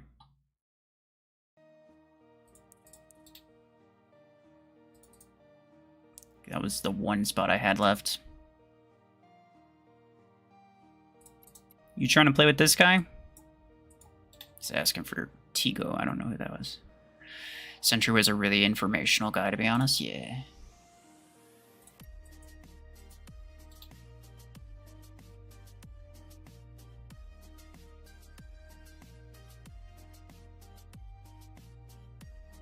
I can relate. I don't see much content of it. Yeah. I mean, like, that is just what happens. Like, that's a natural thing that happens with YouTube, though. Like, if you if you upload a lot of shorts, then when you make, like, longer videos, the people who want shorts aren't usually going to watch your longer videos. You're very strong, bro. Alright, fine, do one. This guy is also strong, so whatever.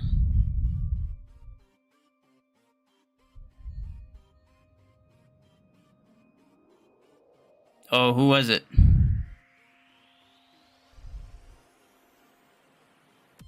Who? I don't know who you're talking about.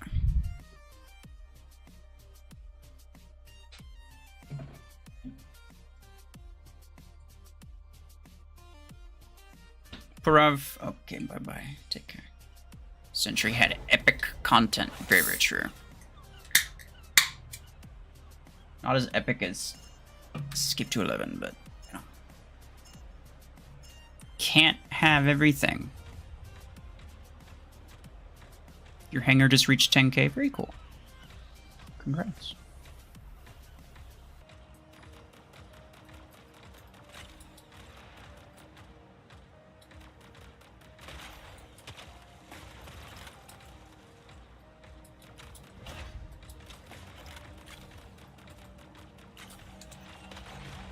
Oh, that's right. I do kind of want the center beacon, don't I?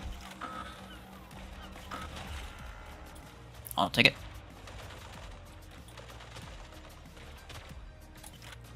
Hey. Stop that. Bye. Oh, Redox. Missile rack Redox. Celis. Ah, got you. Very cool. Internet user, bye-bye.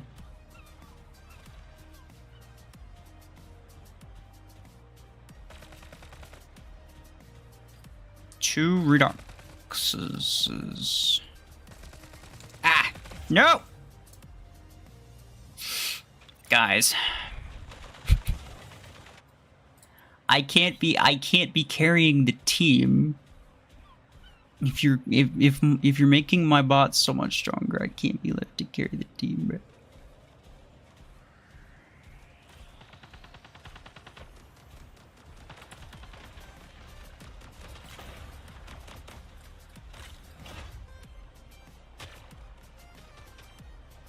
He's just firing into the wall. I mean, that's fine by me. Shouldn't need to. I was gonna say, shouldn't need to crash him. I'll save it and crash somebody else. Like this stupid kill shot. Get out of here. Idiot. Hi.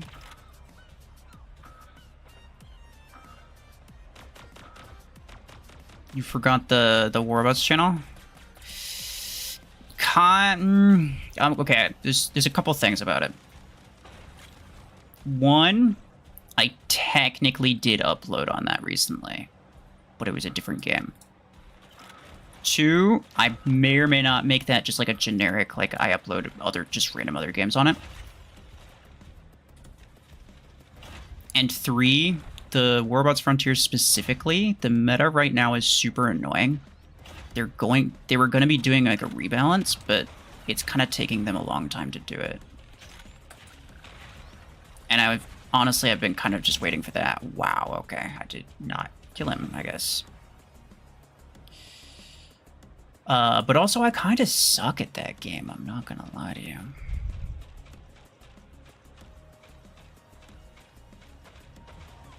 But yeah, I mean, technically I did upload to it, but it's unlisted. It's not a public video.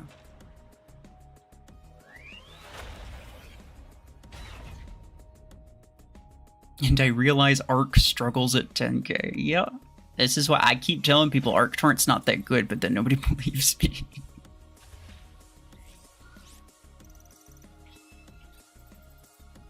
CW1. Brother. It was bots, and it wasn't even. It was kind of close.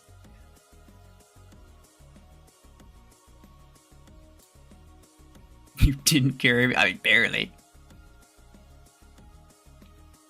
When's the last time you touched grass? What about you? What do you mean? For me, it was yesterday. I basically woke up and just immediately started streaming. Well, I was editing stuff for a little bit. Is Nade Launcher good? Nah, kinda. Not great.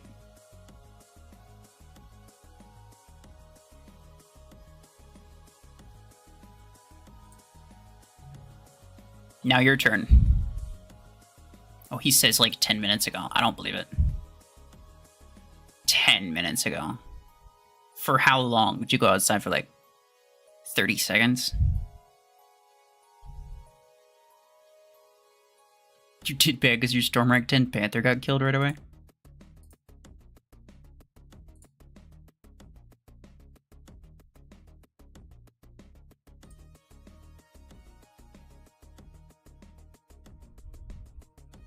You live in a concrete jungle, so you never touch grass? Wow, that's crazy. Bro never touches grass.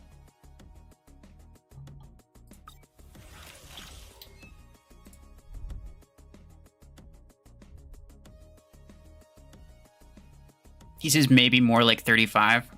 Alright, 35 seconds is pretty good, though. It's more than 30 anyway.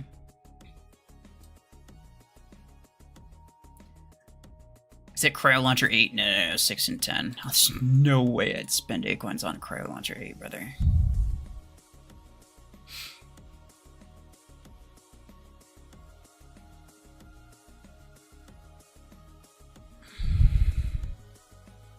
Anyway. Yeah, this is where I'm gonna call it. Appreciate everybody for stopping by. There will be... Hold on. I'll probably make another account. Maybe I'll stream it. Do you guys think I should stream it or make a video? So when the update drops and things get cheaper, I want to make a new account. I want to see how quickly I can get from tier 1 to tier 5. That account, maybe I even try to go like kind of late game with it and try to get Surge just to see how it is. This account, I don't think I will. Because this one's just like, I just want to try mid-game stuff, and I want to stay a mid-game player. I don't really want Surge or anything like that. But... do you think... How about 1k A-Coins giveaway starting September? What do you mean? If I could just, like, be like, hey, okay, let's do a giveaway right now. If I could just do that every single day, sure, I would. But, like, the giveaways are based on the time frame that Plarium gives me, which is once a month.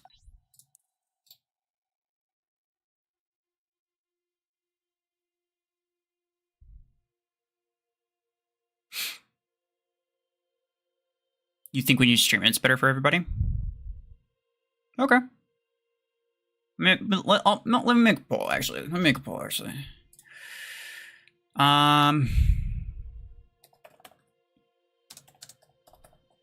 Should I stream the price reduction update? Or make a video? Stream video. Because the problem is, like, yeah, some people are gonna like seeing it live, but then other people, like, they can't really watch it live. And so what they end up having to do is they have to, you know, they have to watch the stream replay after the fact, and sometimes the stream replay is really long, so... Do community posts as well? Yeah, I will. I just wanted to see what the immediate consensus is. I do understand that most people who are here in the stream will probably be around, you know, like this is like the time that they have available, so like if I streamed it later they'd probably be good. But then other people who are like maybe asleep by this time, they can't vote because they're not here. Make a video from the stream recordings. That's always a nice idea, but like it kind of takes forever to edit those, I'm not gonna lie. Like I wanted to make a video out of the one where I spun the wheel and I had to get a kill with whatever build it gave me. I was gonna make a video out of that. In fact, I was editing it a little bit right before streaming, before I realized like, nah, this isn't gonna happen. I'm not gonna have this done by 10 a.m. For my time, which is when I upload. I'm not gonna have this done by 10 a.m. so I'm just gonna stream. But yeah, it's like those take a long time, especially if I stream for a really long time. So it's like it's a nice thought, but then like realistically, am I actually gonna make a video out of it? I don't know. Can't you do both?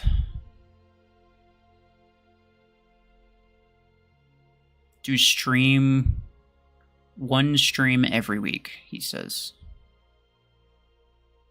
So you think streaming more than once a week is too much, maybe? Or are you saying that you think I should stream that specific account once a week? My goal, depending on how much cheaper it is, my goal would be to get as far as possible in one stream, and then I probably wouldn't stream it again.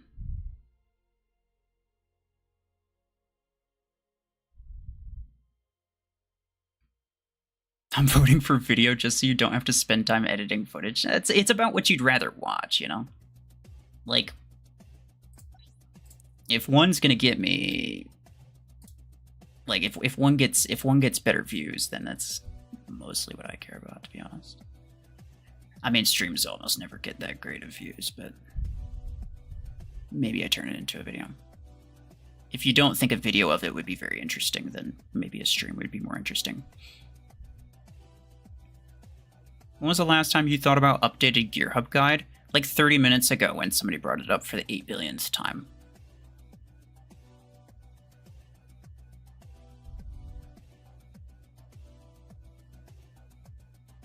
You do know, like, I've said it like at least 7 times by now. I'm not going to upload the updated Gear Hub guide until the repricing comes out, because, like, why would I just have to make it all over again when they change the prices of stuff? I can't. I need to upload it after that, and I also want to give it some time. I want to figure out whether or not upgrading certain low tier stuff is actually worth it. You know, like, depending on how much cheaper it is, could it actually be worth it or not? I don't know. So, like, I have to figure out what the prices are. I have to figure out whether or not stuff is worth it, and then I can actually give better advice, because that's the whole point of the Gear Hub guide. It's not just to throw a video out there and be like, here, do this, do that. I want to actually give good, accurate advice. New players are going to enjoy the update. I'm going to enjoy the update. Do an IRL stream. I don't do anything IRL. Like, what would I do? One video is actually enough. Yeah, if I made a video, I think my goal would just be to get from tier 1 to tier 5, because it's a nice video title. It would get me through all of the like reduced price stuff that would get me through everything. And I wouldn't want to make it like, you know, oh, part 1 of whatever. It's not, nobody would really watch it. So yeah, if it was a video, then regardless of how long it takes to get from point A to point B, I would just have to record as much as it took. If it was a stream, maybe I could stream it in like multiple different ones, but yeah, I could. Making a video out of multiple streams would be so tedious. Congrats on 14K, thank you. Why do you make content? What motivates you to do it? I mean, like, I think it's fun. It's fun to like make videos. It's fun editing stuff to some extent. I know some of my videos aren't super highly edited. I've realized that most people just enjoy like the guides and stuff, which, like, I'm okay with that. I'm pretty good at giving advice. I'm good at like explaining things, I would say. And so, you know, to that extent, people don't really have a whole lot of other options. So, like, I'll take it. It's fine. I don't always love giving advice, but I think I'm good at it, so there's no real reason not to. I think it would be cool, you know, if I could get decent money from doing YouTube stuff as well. So there's also that. Will that ever happen from Mech Arena, like solely Mech Arena? Probably not. I don't, like, I frankly, if I'm being honest, I've already given up on Mech Arena as like a, you know, a potential livelihood. I'm not gonna make a living off of this. It's not gonna happen.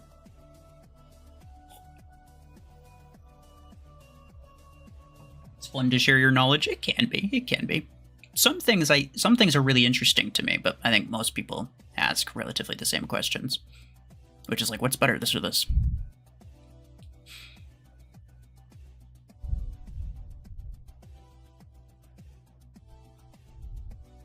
Before and after Gear Hub guide?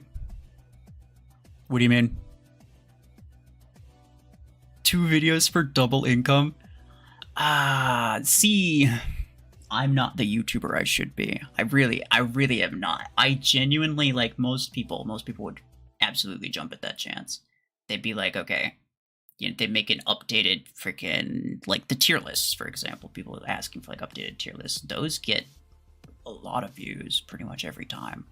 And if that was the only thing I cared about, sure, but like to some degree, I actually like I respect people's time. I respect people's time to the extent that I don't want to upload the same thing like a week apart, you know? And I don't want to like I want my information to be not just useful but also accurate. Like I don't want to just give people information for just because like, oh, this is a topic that I know people are going to search for and therefore it's going to get me a lot of views. I want the thing that they like I want people to actually have the right information, not just to have information in general. Like anyone can say whatever they want, but that's, you know, that's the reason that I do you know, I do a bit of research depending on what it is that I'm doing. I'll make comparisons. I'll do this, that, and the other thing.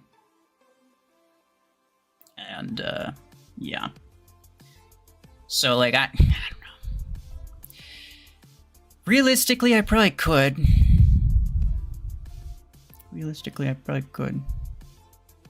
But I don't know. I feel like shorts are also a good way of doing it. Because it's like,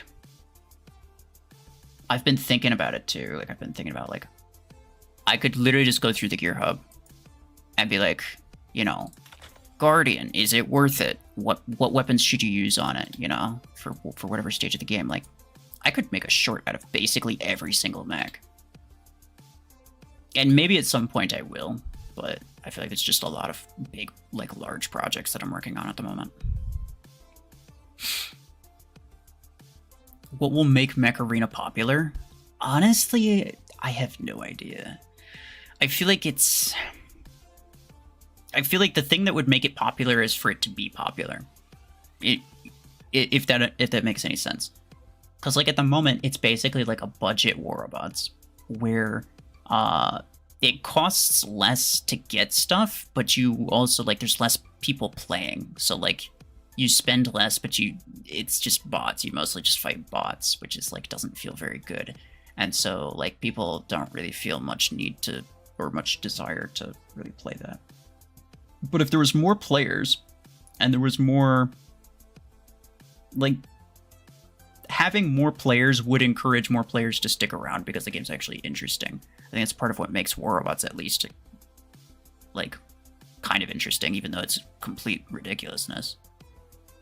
There's still like every lobby for the most part I think is a full player lobby. I think bots do really take a lot away from this game.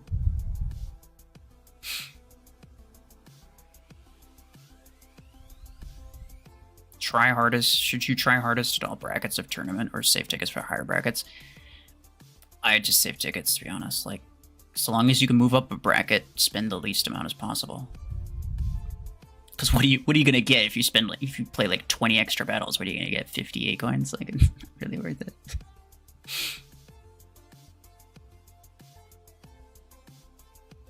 You think Plarium should do something about SP dropping? I agree. I think they've been like trying to, but they've been really reluctant to like actually change the way that their like core systems are built.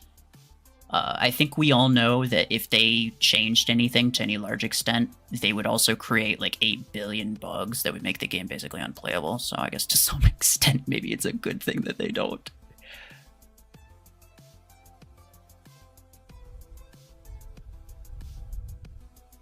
Like all the players start publishing to their friends and family. Well, I mean, like, I don't think that would happen. No, but it's like the thing that I think part of the thing that makes people not really like playing is the fact that not many people play it. It feels like a dead game. So, like, if it was just less dead, then people would be more inclined to play it. I know it sounds counterintuitive, like, you know, what would make it more popular is if it was more popular, but I think that's kind of the gist of it. Because, like, Mech Arena doesn't really have anything specific about it that makes it, like, you know, oh, this is, you know, this is special because of X, Y, and Z reason. Like, realistically, what's different between Mech Arena and War Robots? War Robots is also, it has a very similar situation, you know? If Mech Arena was at least significantly cheaper, which it's not, it's only a little bit cheaper. But if it was significantly cheaper, then I think a lot of people would move from Warabots to Mech Arena, but yeah, and that's why the repricing thing is such a big deal.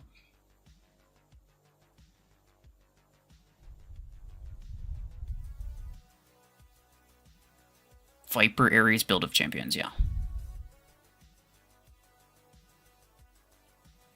You're new here? Welcome. Yeah, I'm just talking. I've been going on for like 3 hours, and I was gonna stop like 30 minutes ago. But it's fine. I mean, we're just kind of talking. Or maybe it's because you constantly get destroyed by SP dropping pay-to-win no-lifers. Maybe that's why it's not fun. Warabots has the same issue. Like, a brand new account could face a completely maxed out account. It's actually worse in Warabots. I don't know if you knew that.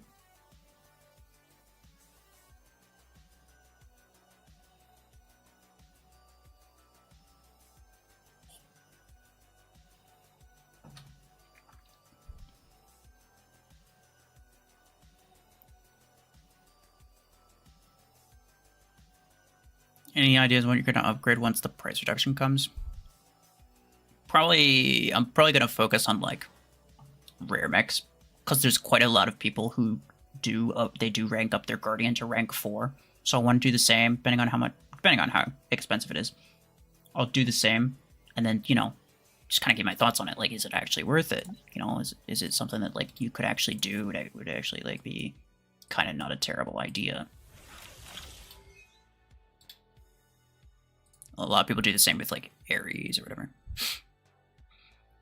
Viper is really good? Nah. I would pass up Viper, personally. It's okay. But probably Disc Launcher and Pod Gun are better. Best weapon, tier 4.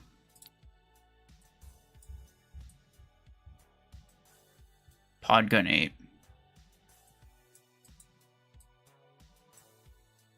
Pod Gun 8. Or wait, no, that's tier 5. Am I tripping? Oh, no, yeah. I am. Stormwreck 6, probably. Stormwreck or Revoker 6. Which one you get is up to you.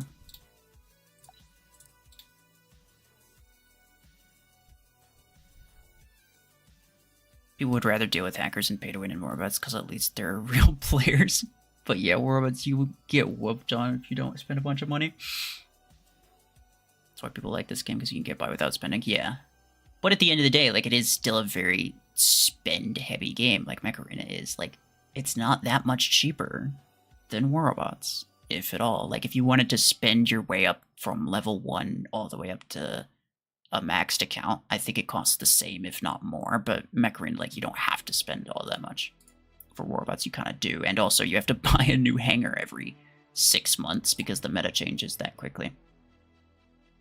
In Mech Arena, the meta is basically the same, like, for years. But, yeah. So. But, you know, like, the people that are going to spend, like, if I'm going to be honest, if I was a spender and I was spending money, I'd rather spend and actually be able to fight players and not spend slightly less and then fight bots. It's stupid.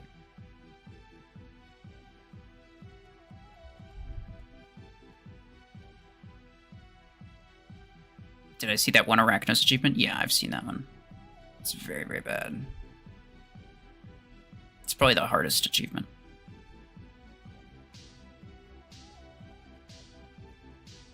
I feel like people complain too much about Mech Arena being pay to win. Most of the meta weapons are already free to play.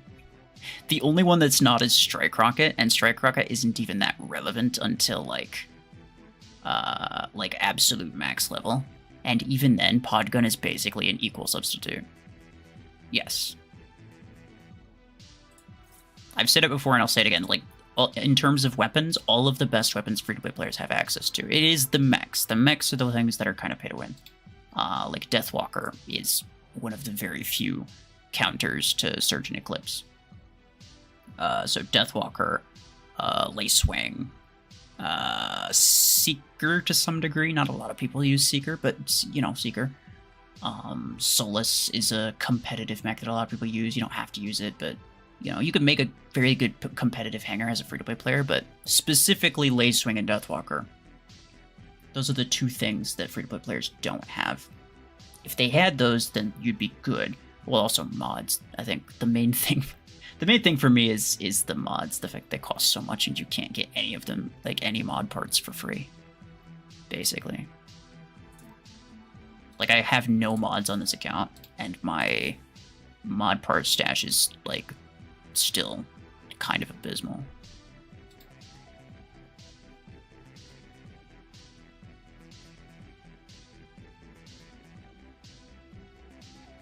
The high cost incentivizes players to spend wisely. People have to spend money on garbage and complain. Yeah, but at the same time, like, some people just like to mess around with it. I think if it was cheaper, it would be better. I think cheaper is better. Like, yes, technically there's like a, you know, you have to, you know, people are more incentivized to spend more, like, they're incentivized to spend wisely if everything costs like 10 times as much. But if you could buy 10 crappy weapons for the same cost as, you know, like if they could reduce the price, you could buy like 10 crappy weapons. I think, you know, you'd at least have fun with those crappy weapons. They might not be good, but at least you could get it, and it wouldn't be a huge deal. I don't know. I just think stuff's too expensive, and there's kind of no reason for it.